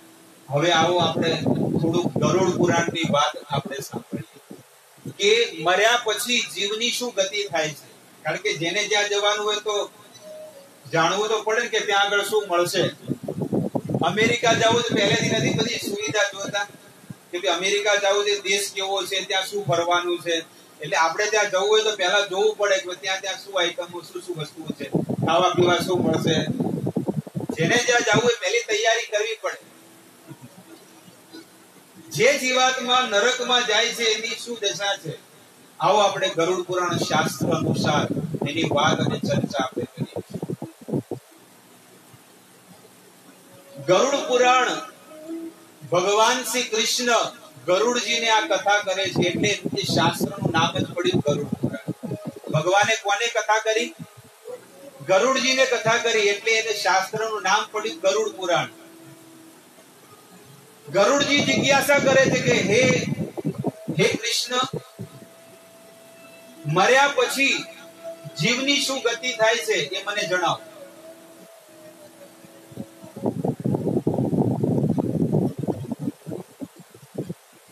મર્યા પછી જીવની શું ગતિ થાય છે મને તમે જણાવો. ત્યારે ભગવાન શ્રી કૃષ્ણ કહે છે કે સાંભળો ગરુડ, કોઈ જીવાત્મા મરી જાય અને માત્ર 4 કલાકની અંદર એને નરકમાં મોકલવામાં આવે છે. કોઈ પણ વ્યક્તિ હોય જેને ભજન નથી કર્યું એના સિવાય બધાને ત્યાં જવું પડે. ભલે પુણ્યશાળી હોય કે પાપી હોય, ગમે તે હોય, પણ સૌથી પહેલા એન્ટ્રી ક્યાં થાય? નરક. અને નરકની અંદર યોજન 99,000 યોજન નરક છે. આ જેમ પૃથ્વીનો ગ્રહ છે ને એવી રીતે નીચે 7 ગ્રહો આવેલા છે. નીચે આપણી પૃથ્વી નીચે, ધરતીની નીચે કયા કયા ગ્રહો છે? જેમાં પૃથ્વીનો ગ્રહ છે ને એમ નીચે હજી 7 ગ્રહો છે. ખબર પડે છે વાતમાં? જેમાં પૃથ્વીનો દડો છે એને ગ્રહ કહેવાય. એવી રીતે ધરતીની નીચે 7 દડાઓ છે, 7 ગ્રહ છે. અને આનું નામ પૃથ્વી છે. તો બીજા ગ્રહનું નામ શું છે? તો આની નીચે અતલ, વિતલ, સુતલ, તલાતલ, મહાતલ, રસાતલ અને પાતાળ, આવા 7 લોક આવેલા છે. પેલું છે ને ભગવાન કૃષ્ણ કાનુડો ગોકુળમાં માટી ખાય એટલે યશોદામાં કહે છે ને કે કાના તે માટી ખાધી છે? એટલે ભગવાન કહે છે નાહમ બક્ષિતવાન અંબે, એ માં મેં માટી નથી ખાધી. સાચો હોય તો મોઢું ખોલ, આજે તારા મુખમાં હું જોઈ લઉં કે તે માટી ખાધી છે કે નથી ખાધી. ત્યારે ભગવાને જ્યારે મોઢું ખોલ્યું તો 14 લોક બતાવી દીધા એના મુખની અંદર. 14 લોક: મહરલોક, જનલોક, તપલોક, સ્વર્ગલોક, સત્યલોક, બ્રહ્મલોક, પૃથ્વી, અતલ, વિતલ, સુતલ, તલાતલ, મહાતલ, રસાતલ ને પાતાળ. જે અર્જુનને બતાવ્યું એ જશોદા માને બતાવ્યું અને દુર્યોધનને બતાવ્યું એના મહેલમાં. જ્યારે ભગવાને મોઢું ખોલીને દેખાડ્યું અને યશોદા માં જોવે છે કે 14 ભુવન જોઈ લીધા.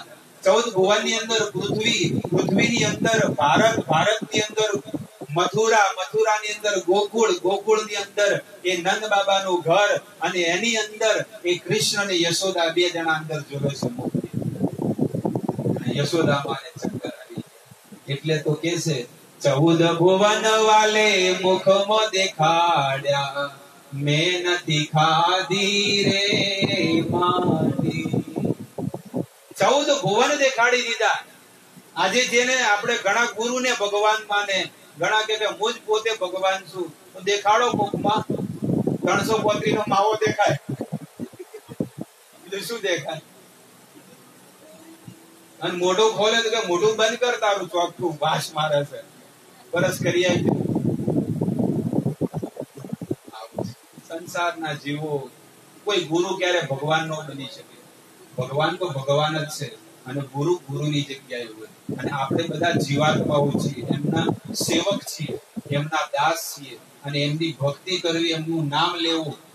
ભગવાને એ જ પ્રાર્થના કરી કે હે પ્રભુ, તમારી કઈ રીતે હું સેવા કરું, બસ આ જ જીવનમાં લક્ષ્ય રાખવું જોઈએ. તો એ જીવાત્મા મર્યા પછી અમુક જ ઘડીમાં એને નરકમાં ત્યાં મોકલવામાં આવે છે. પકડવા માટે કોણ આવે ખબર છે?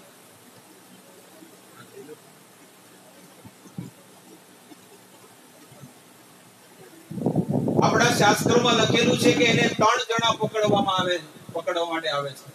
જેને લઈ જવાના હોય ને એ જીવને 3 જણા પકડવામાં આવે. કયા કયા છે ખબર છે? 3 જણ પકડવા આવે. સપાસ હસ્તાન તીન દ્રષ્ટવા ઉર્ધ્વ રોમણ નભો બાહુ. કયા કયા? મનસા વાચા કર્મણા, જે મનથી જેને પાપ કર્યું છે અને વાણીથી પાપ કર્યું છે, અને કર્મણા એટલે આ શરીરથી જેને પાપ કર્યું છે. એટલા માટે 3 જમડા એને લેવા આવે છે. અને 3 યમદૂત એને પકડીને મોઢામાં રાશ બાંધે, દોરડું, અને બાંધીને જીવને પકડીને લઈ જાય. ગમે તે હોય, ચાહે મોટો મિનિસ્ટર પણ કેમ ન હોય, મોટો ફિલ્મ સ્ટાર નો હીરો કેમ ન હોય, નહીં, કોઈનું ત્યાં નહીં ચાલે. ત્યાં કોઈનું નહીં ચાલે. આવી રીતે ના, મારે નથી, મારે તો હવા રોજી નહીં જોવે, કોઈ ચિંતા કરતા નહીં.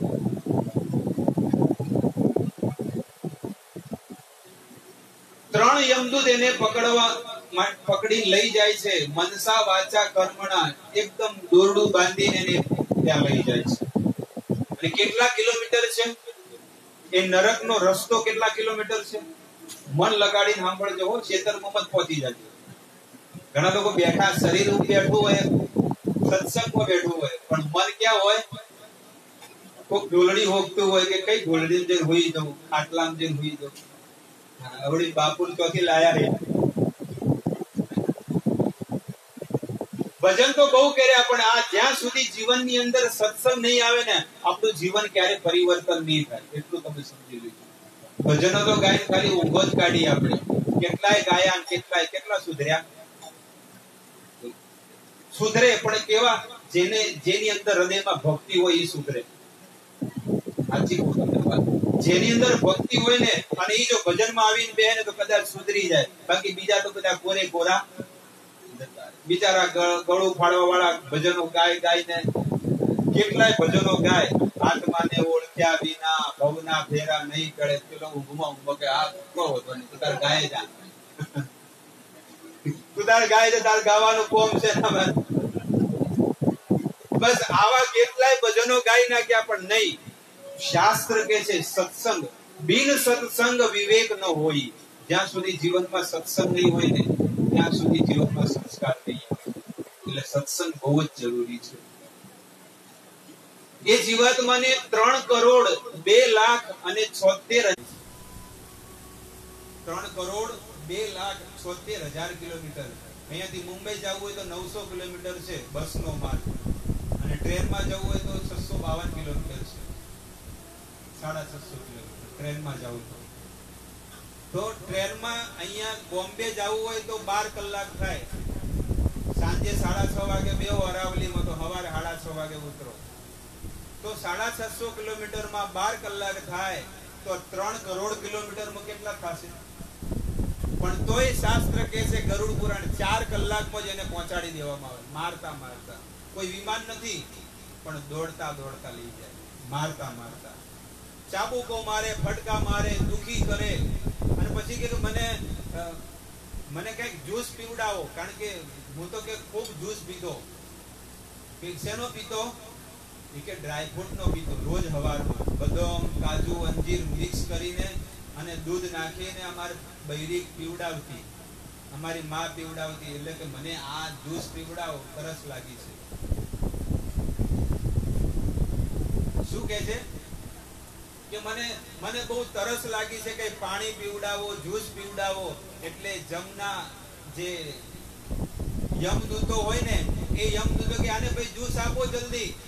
એટલે જ્યુસ આપે, પણ કયો આપે છે? ગરુડ પુરાણ કહે છે કે એ જીવાત્મા જે મરી ગયો છે અને નરકમાં લઈ જાય તો એ જીવને છે ને મળ મૂત્ર, વાળ, હાડકા, માટી અંદર હોય છે ને, માંસ, આ પરુ શિયાળામાં ફોડકા થયા હોય ખબર, અને ધોળું ધોળું પરુ થયું હોય, આ બધું ભેગું કરીને મિક્સરમાં પીસીને અને પછી એનો ડ્રાયફ્રૂટનો જ્યુસ એને આપવામાં આવે. લો પીવો ભાઈ શેઠ, તમે મોટી માલિકના ફેક્ટરીના માલિક હતા, હવે આ જ્યુસ પીવો. એ કે હું આવું થોડું પીવું. એટલે મોઢું ફાડીને એને એ વસ્તુ પીવડાવે, મળ મૂત્ર આવી ગંદકી. કોઈ એમ કહે ને કે જિંદગી એકદમ સહેલું છે, ગમે તેમ જીવો, પણ મર્યા પછી સાચી પરીક્ષા છે. જમના દરબારે તારું જોર નહીં ચાલે, પલ પલના લેખા ત્યાં તો માગશે. એ કેવી વસ્તુ ના. અત્યારે તો જેમ જીવવું એમ જીવી નાખો. અત્યારે લોકો નથી કે ભાઈ ફલોણાનો છોકરો 2 કરોડમાં ઉઠ્યો, બરોબર? 2 કરોડની ક્યાં વાત કરો છો? 1 રૂપિયાનો સિક્કો, 1 રૂપિયાનો કોઈન કહેવાય ને, એનો પણ જો કોઈનો લીધો છે ને મફતનો, તો એ કર્મનું બંધન એને લાગશે અને એને ત્યાં ભોગવવું પડશે. તને આવા કામ કરવા માટે મોકલ્યો તો પૃથ્વી પર, કે સારા કર્મ કરવા માટે મોકલ્યો તો? આપણે ગમે તેમ તમે જુઓ, એક ઉદાહરણ, વગર બાઇક ચલાવે અથવા સીટ બેલ્ટ પહેર્યા વગર બાઇક ચલાવે, પેલું કાર ચલાવે, ભલે આપણે ગમે જેટલા ફરતા હોય પણ કેમેરામાં તો આવી જઈએ છે કે નહીં? છે કે નહીં? સરકારને જો ગુજરાત સરકારને મેમો મૂકવો હોય તો મોકલી શકે છે, પણ હજી સુધી ગુજરાત આપણે પાલનપુરમાં ચાલે છે. ગાંધીનગર હોય તો તરત આવી જાય કે નહીં, સીટ બેલ્ટ ન બાંધ્યો હોય તો. જે કાર ચલાવતો હોય એને જો સીટ બેલ્ટ ન બાંધે અને ગાંધીનગરમાં કે અમદાવાદમાં જો હેલ્મેટ ન પહેરે તો તરત જ ઘરે મેમો આવી જાય. કારણ કે જેવો સિગ્નલ પર ઉભો રહે એટલે કેમેરામાં આવી ગયો. વિચાર કરો કે એક માણસ આ પૃથ્વી પર કર્મ કરે છે, તો સરકારે આવા બધા કેમેરા મૂક્યા છે, તો ભગવાને કેમેરા નહીં મૂક્યા હોય? મેલ્યા છે કે નહીં મેલ્યા હોય? જો આપણે બેંકમાં જાઓ, બેંકમાં તો ગયા છો કે નહીં? ચેક પાકે એટલે વીમાનો, બેંકમાં જવું પડે આપણે સહી કરવા માટે. બેંકમાં તમે જાઓ એટલે કે મેન ગેટ ઉપર જ 2 કેમેરા મૂક્યા હોય અને નીચે શું લખે? સાવધાન, તમે સીસીટીવી કેમેરાની નિગરાનીમાં છો, કોઈ તમને જોઈ રહ્યું છે એવું લખે અંદર, ગુજરાતીમાં લખે. 2 કેમેરા મેન ગેટ ઉપર અને અંદર એક વોચમેન હોય ગુરખો, ત્યાં આગળ એક કેમેરો મૂક્યો હોય. પછી કેશિયર પાસે 2-3 કેમેરા મૂક્યા હોય, આખી ઓફિસોમાં 2-3 કેમેરા મૂક્યા હોય, અને મેન જે બોસ છે ને મેનેજર, એ પોતાની હોટ સીટ પર બેઠો બેઠો ટીવી ની અંદર બધી વસ્તુ જોવે છે, સ્ક્રીન ની અંદર, કે બહાર શું થઈ રહ્યું છે, અહીંયા શું થઈ રહ્યું છે. અંદર નાની નાની ટીવીઓ અંદર હોય, ખબર છે? 10-12 કેમેરા ગોઠવેલા હોય તો એક ટીવીમાં બધું અંદર દેખાય કે બહાર શું થઈ રહ્યું છે, અંદર શું થઈ રહ્યું છે, કેશિયર શું કરી રહ્યો છે, એ બધું મેનેજર બેઠો બેઠો બધું જોઈ રહ્યું છે. તો સંસારના સાધારણ હાડ માંસથી બનેલા માણસો જો આવી બધી વસ્તુઓને સુવિધાઓ કરતા હોય તો ત્રિભુવનના નાથ ભગવાને કઈ સુવિધા નહીં કરી હોય? કરેલી છે. કોઈ કહે કે મર્યા પછી કોને જોયું છે સ્વર્ગ ચો છે નરક ચો છે? આપણે તો એક જ વાક્ય, આપણે તો ખાલી એક જ બોલવાનું, એમ નથી કહેતા જડવાનું. આ કે જડ કરે, વધારે જ એટલે બસ બોલતે શું બોલવું, કેવી રીતે ખાવું, કેવી રીતે ઉઠવું બેસવું, કોઈ નિયમ નહીં, બસ નિયમ વગરનું જીવન આપણું થઈ ગયું છે. પણ એ બધી વસ્તુ આપણે ત્યાં આગળ હિસાબ દેવો પડશે કે તમે જન્મથી લઈ મરણ સુધી કેવા કેવા કર્મ કર્યા, તમારો બધો ચોપડો અમારી પાસે છે. એટલે બધી વસ્તુ બતાવે, કેટલા વાગે ઉઠ્યા, કેટલા વાગે ખાધું, નાયા ધોયા, શું કર્યું, કોઈનું ખરાબ કર્યું, દાન પુણ્ય કર્યું, પાપ કર્યો, એ બધું ત્યાં લખાય છે. હવે વિશ્વાસ આવે છે કે એ આપણે બધો હિસાબ કિતાબ દેવો પડશે. અને આપણે કદાચ નહીં માનીએ ને, કારણ કે ત્યાં આગળ છે ને વિટનેસ બોક્સમાં આપણને મૂકવામાં આવશે તરત પહેલા. જેવા અંદર જાઓ એટલે મૂકવામાં આવે ને. અહીંયા તો બધે ફોન થઈ ગયા હોય, રાતી બધે થઈ ગયા હોય ને બધે કે ભાઈ સવારે આટલા વાગે અમારા પિતાને કે માતાને અંતિમ સંસ્કાર માટે અંતિમ યાત્રા આટલા વાગે છે, તો તમારા પરિવાર સાથે તમે બધા આવજો. આવી રીતે અહીંયા ફોન થાય, બરોબર. પણ ત્યાં આગળ શું થાય છે? ડેડ બોડી તો ક્યાં પડી છે? ઘરની અંદર પડી છે. પણ એ મરવા વાળો જીવાત્મા ક્યાં છે? એ નરકમાં પહોંચી ગયો છે. અને એ જીવાત્મા વિટનેસ બોક્સમાં ઉભો ના પાડે છે કે મેં કોઈ પાપ કર્યા નથી. ત્યારે યમદૂત જે ચિત્રગુપ્ત છે ને આખો ચોપડો ખોલે, પહેલેથી લઈને ગળપણ સુધીનું બધું બોલે, પણ આ કે મેં બધા કોઈ પાપ નથી, આ બધું ખોટું છે, આ બધા મેં કઈ કર્યા નથી કરમ. એટલે પછી કે મને ખબર હતી કે તું ખોટું બોલવાનું, કે કાળા માથાનો માનવી છે, ગમે જેવાનું ઉલું બનાવી નાખે. એટલે ભગવાન એ યમરાજી છે ને એને 13 કેમેરા મૂકેલા છે આપણી પાસે અત્યારે છે. હો પાછા તમને ગણાવું. ગરુડ પુરાણમાં લખેલું છે, સૂર્ય અગ્નિ ખમ મરુદ ગવહ સંધ્યા હનિ દિશઃ કમ કુહ કાલ ઇતિ દેહસ્ય સાક્ષિણ. કયા કયા કીધા? સૂર્ય દેવતા આપણો કેમેરો છે અને એ જોવે છે આપણને, અને એ જ આપણી સાક્ષી ભરે છે કે આને જે છે ને સવારે 6:30 થી સાંજે 6:30 સુધીમાં જે કર્મ કર્યા એનું શૂટિંગ કરેલું મારી પાસે પડ્યું છે, અને ફૂલ એચડી માં કર્યું છે. ભલે હું થોડો દૂર હતો એટલે કેવું કર્યું હતું? ફૂલ એચડી માં, MP4 માં નહીં કરી. એટલે ફૂલ એચડી માં તમારે ઝૂમ કરીને જોવું તો જોઈ શકાય કે ક્યાં હતો, શું કરતો હતો બધું. ઘણા લોકો એવું કે કોઈ વાંધો નહીં, હવેથી તો ઘરમાં પાપ કરીશ, કોક એવો વિચાર કરે ને. એટલે ભગવાન યમરાજજી કે ચિંતા મત કર, બીજો આવે છે તારું સાક્ષી. હવા, પવન દેવતા. હવા અંદર છે, ઘરની અંદર છે, બારે છે, આપણા અંદર શરીરે અંદર છે, બધી જગ્યાએ યત્ર તત્ર સર્વત્ર બધી જગ્યાએ હવા છે. એટલે એ પવન દેવતા આવીને આપણી સાક્ષી ભરે છે 24 કલાક કે હું એની સાથે જ હતો. ચંદ્રમા, ચોથો સંધ્યા. ઘણા લોકો નહીં કહેતા ભાઈ સંધ્યાનો સમય છે, ભાઈ માપે બોલ ભાઈ, નહીં કહેતા કે સંધ્યાનો સમય છે. પછી દિવસ, 8 દિશાઓ આપણી, પૂર્વ પશ્ચિમ ઉત્તર દક્ષિણ, આ 8 દિશાઓ છે ને એ આપણી સાક્ષી ભરે છે. આકાશ ગણ્યા કે નહીં? 13 જણા થયા કે ના થયા? જળ દેવતા અને અગ્નિ દેવતા. સૂર્ય અગ્નિ જ્યારે ફેરા ફરે એટલે શું કે બ્રાહ્મણ શું કે છે? પવિત્ર અગ્નિના આ સાક્ષીમાં તમે ફેરા લઈ ગયા છો. પવિત્ર અગ્નિ એટલે અગ્નિ દેવતા છે ને એ સાક્ષાત દેવતા છે, આગ નથી. જળ એ પણ દેવતા છે. આ ગંગા મૈયા, ગંગા જે હરિદ્વારમાં વહે છે, પાણી નથી, એ સાક્ષાત દેવી છે, અને ભગવાનના કૃષ્ણના ચરણોમાંથી નીકળેલી છે. અને જે એમાં સ્નાન કરે છે એ ભગવાનના ચરણોમાં પહોંચી જાય છે, ભગવાનના ધામમાં. એટલા માટે હરિનું દ્વાર છે. હરિદ્વાર એટલા માટે નામ આપ્યું છે કે હરિનો દ્વાર છે ભગવાનમાં. પણ આપણે ભગવાનથી કરોડો કિલોમીટર દૂર છે. ભગવાનની ભક્તિથી ભગવાનથી કરોડો કિલોમીટર દૂર.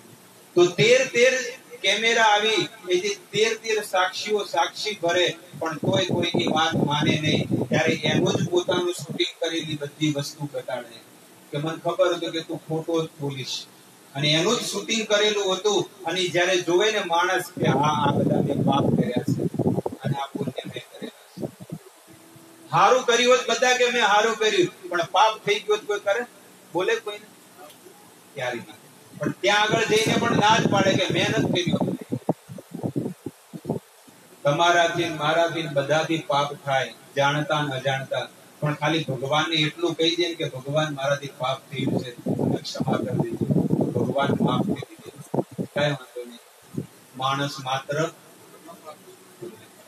ભૂલો તો થાય, પણ જો ભગવાનને પ્રાર્થના કરે તો ભગવાન ક્ષમા કરી દે.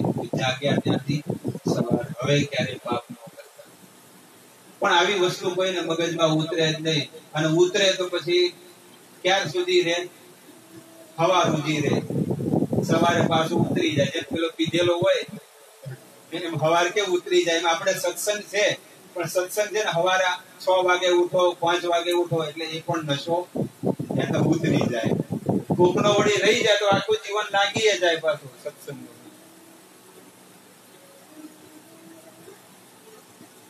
તો આવી રીતે એ જીવાત્મા પછી સ્વીકાર કરે કે હા, મેં પાપ કર્યા છે. યમદૂતો આને હવે અલગ અલગ પ્રકારના નરકની અંદર લઈ જાઓ અને અલગ અલગ યાતનાઓ આપો કે કયા કયા પાપ કર્યા છે, કે આને માંસ ખાધું છે, નશા કર્યા છે, જુગાર રમ્યો છે, આવા બધા જે પાપ કરે છે એને કેવી જગ્યાએ લઈ જવામાં આવે છે. જેને મનમાં પણ પારકી સ્ત્રીનો ખોટો વિચાર લાયો હોય કે પારકા પુરુષનો મનમાં પણ ખોટો વિચાર લાયો હોય. હવે એ પારકા પુરુષને સ્પર્શ કર્યો હોય, ખોટું કામ કર્યું, એ તો વાત જ અલગ છે. પણ મનમાં જો પણ ખોટો વિચાર જો કોઈ લાયો હોય ને, એ તો 100% થશે. ક્યાં જવાના છે કળિયુગના જીવ?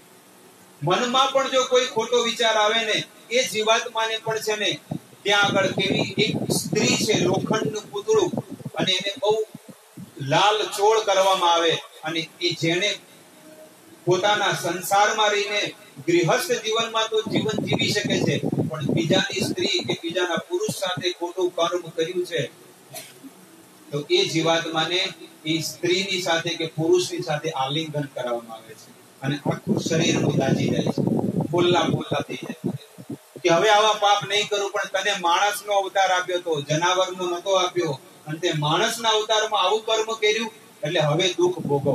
અને એક વાર ખોટું કર્મ કર્યું હોય તો એને હજારો વખત કરવું પડે, ભોગવવું પડે.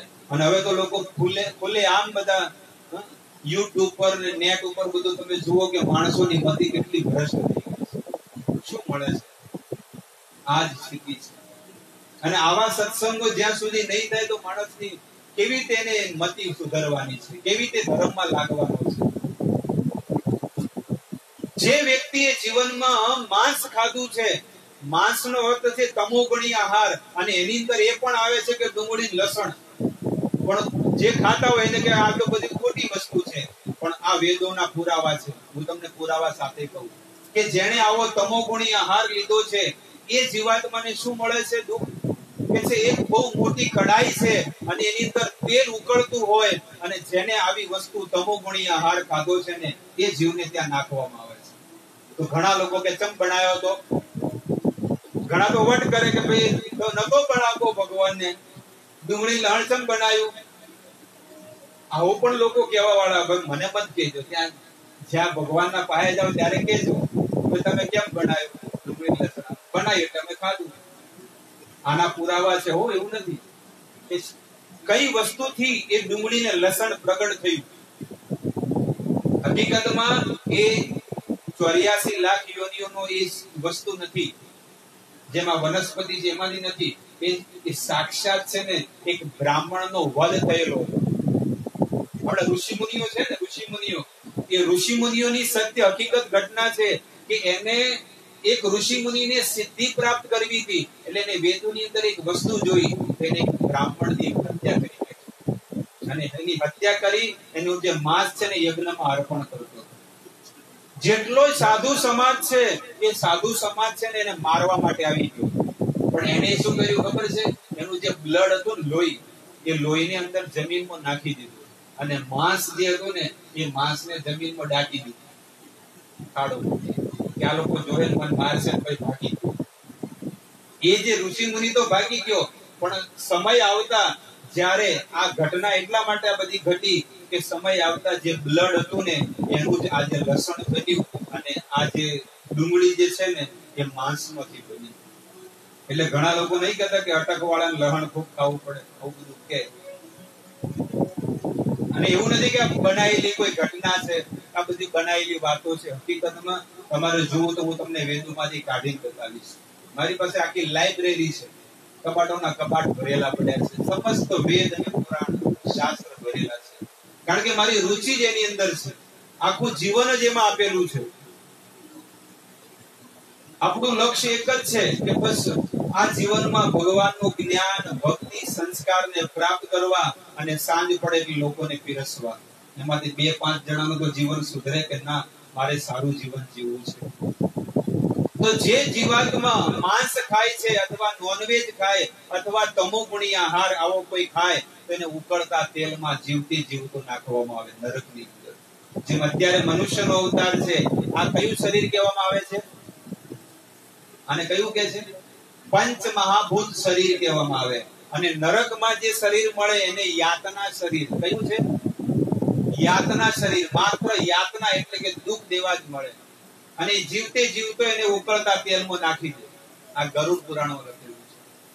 અને જ્યારે અંદર જેમ આપણે ખબર ભજીયા તળતા હોય પેલા નીચે જાય, કાચો માલ હોય એટલે પછી તળીને ઉપર આવે એટલે ચીપિયાથી કે ઝારાથી એમ પેલો કાચો માલ નીચે જાય અને પછી તળીને ઉપર આવે એટલે કે પાછી ગયો એટલે સીધો ચીપિયાથી બહાર કાઢી.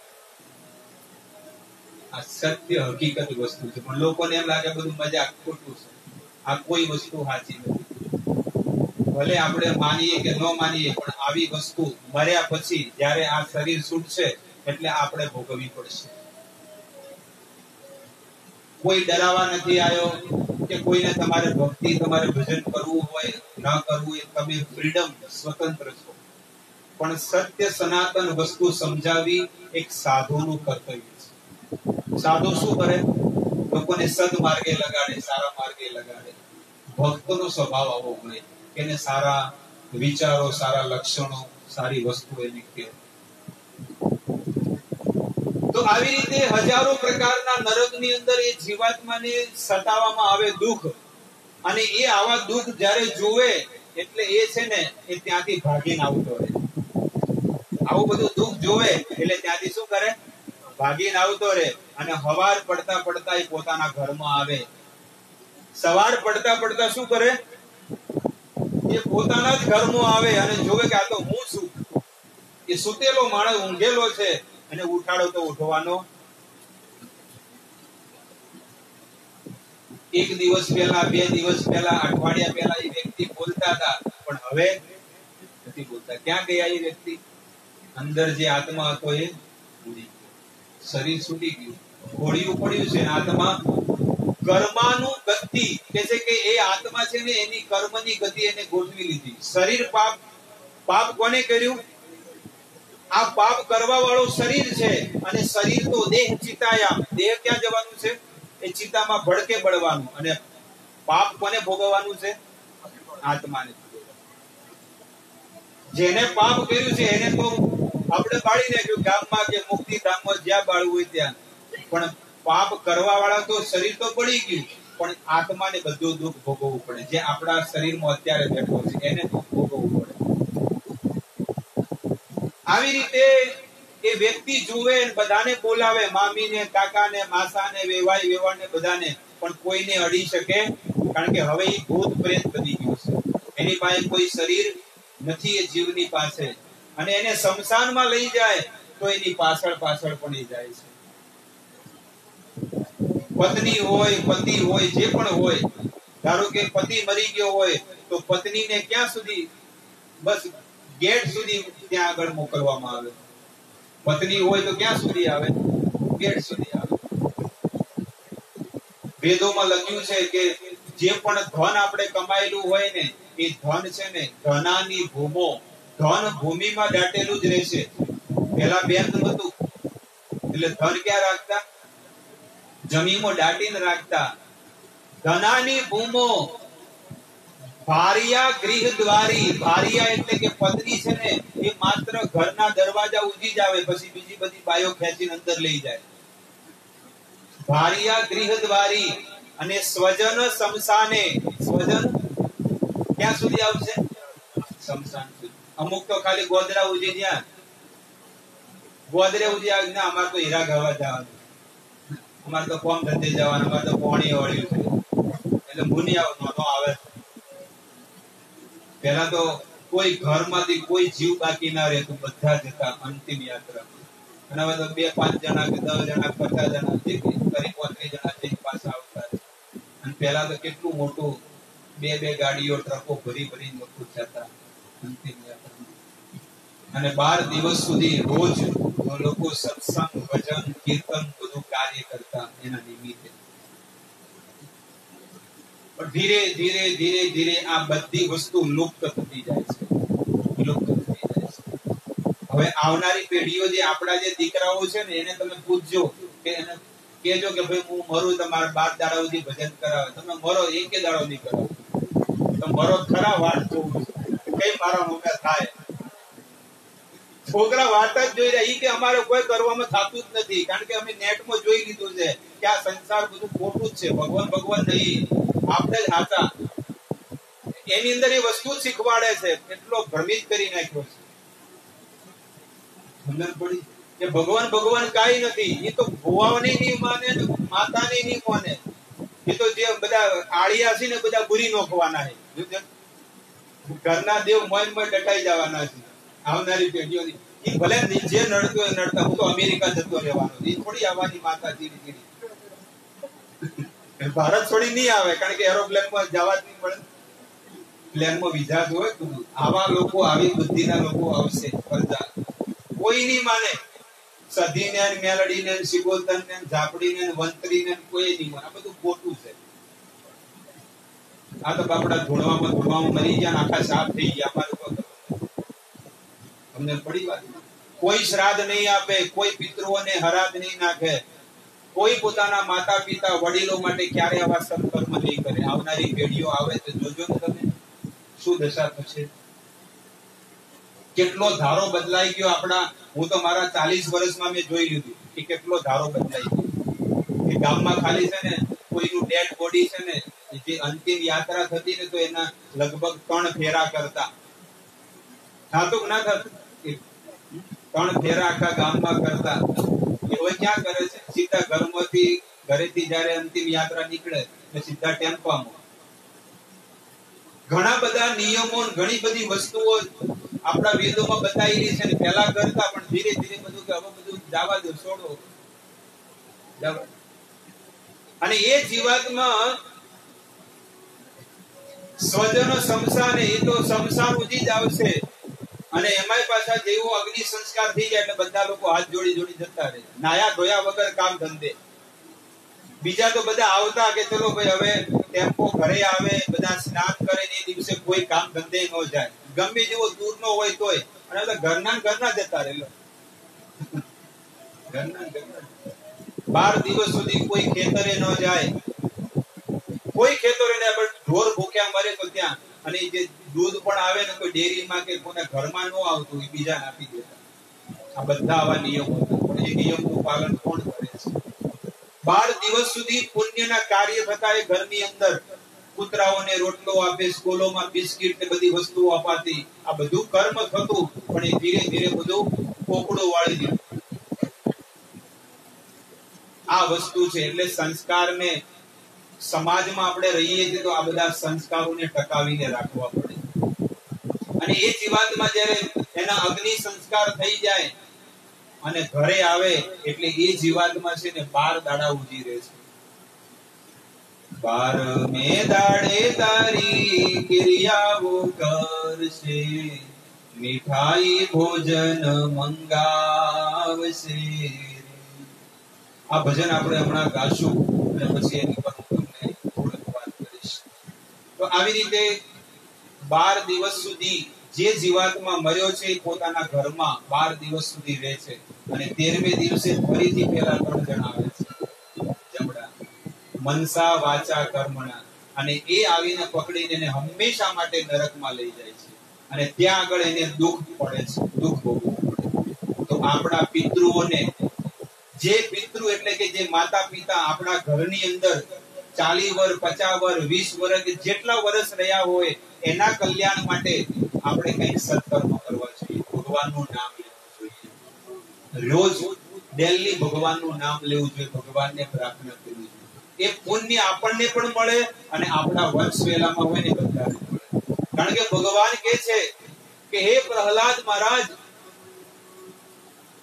જેના કુળમાં એક ભગવાનનો ભગત બની જાય, જેના કુળમાં એક ભગવાનનો ભક્ત થઈ જાય ને, એની 71 પેઢી કરી જાય છે.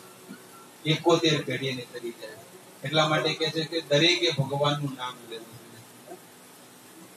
આવી રીતે મેં તમને ગરુડ પુરાણની વાત કરી કે 13 દિવસ સુધી એનું શું થાય છે, અને પછી વરસ વળતા રે તારી વરસીએ વાળ છે, પછી તો યાદ નહીં આવશે.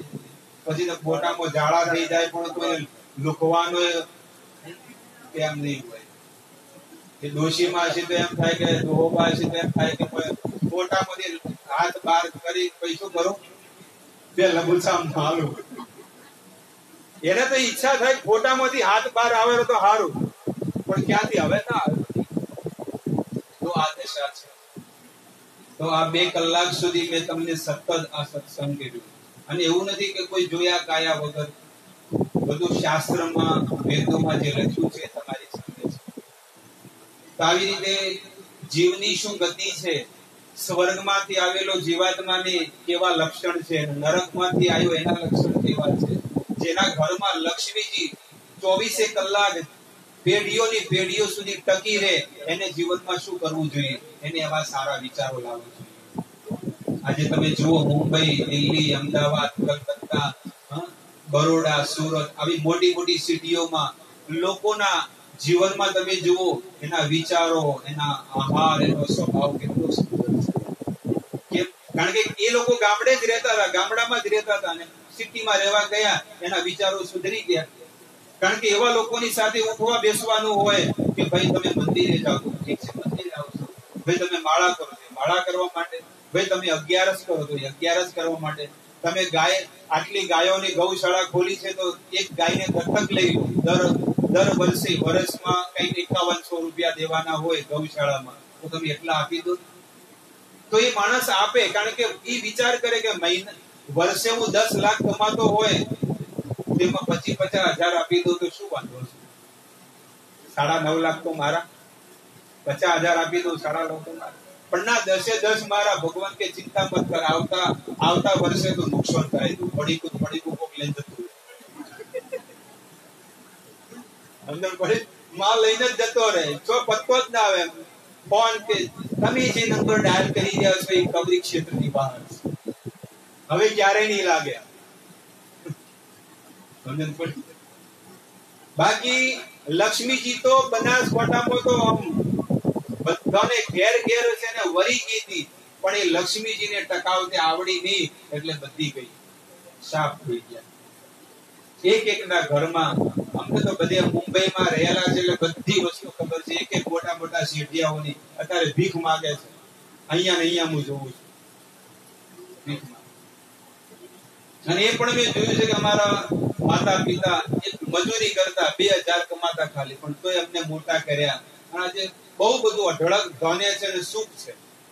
અને એ સમયે જે અબજોપતિ કરોડોપતિ હતા અત્યારે ભીખ માંગે છે. કેમ?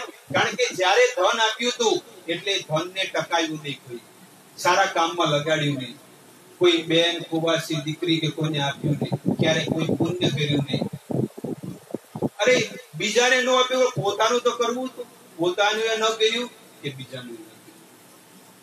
આજે ભીખ માંગી રહ્યા છે, શું કરવાનું. બાકી સૌથી પહેલો જે ડાયમંડ નો બિઝનેસ આ ક્ષેત્રથી ચાલુ થયો, પાલનપુર ક્ષેત્રથી. 18મી સદીની વાત હું તમને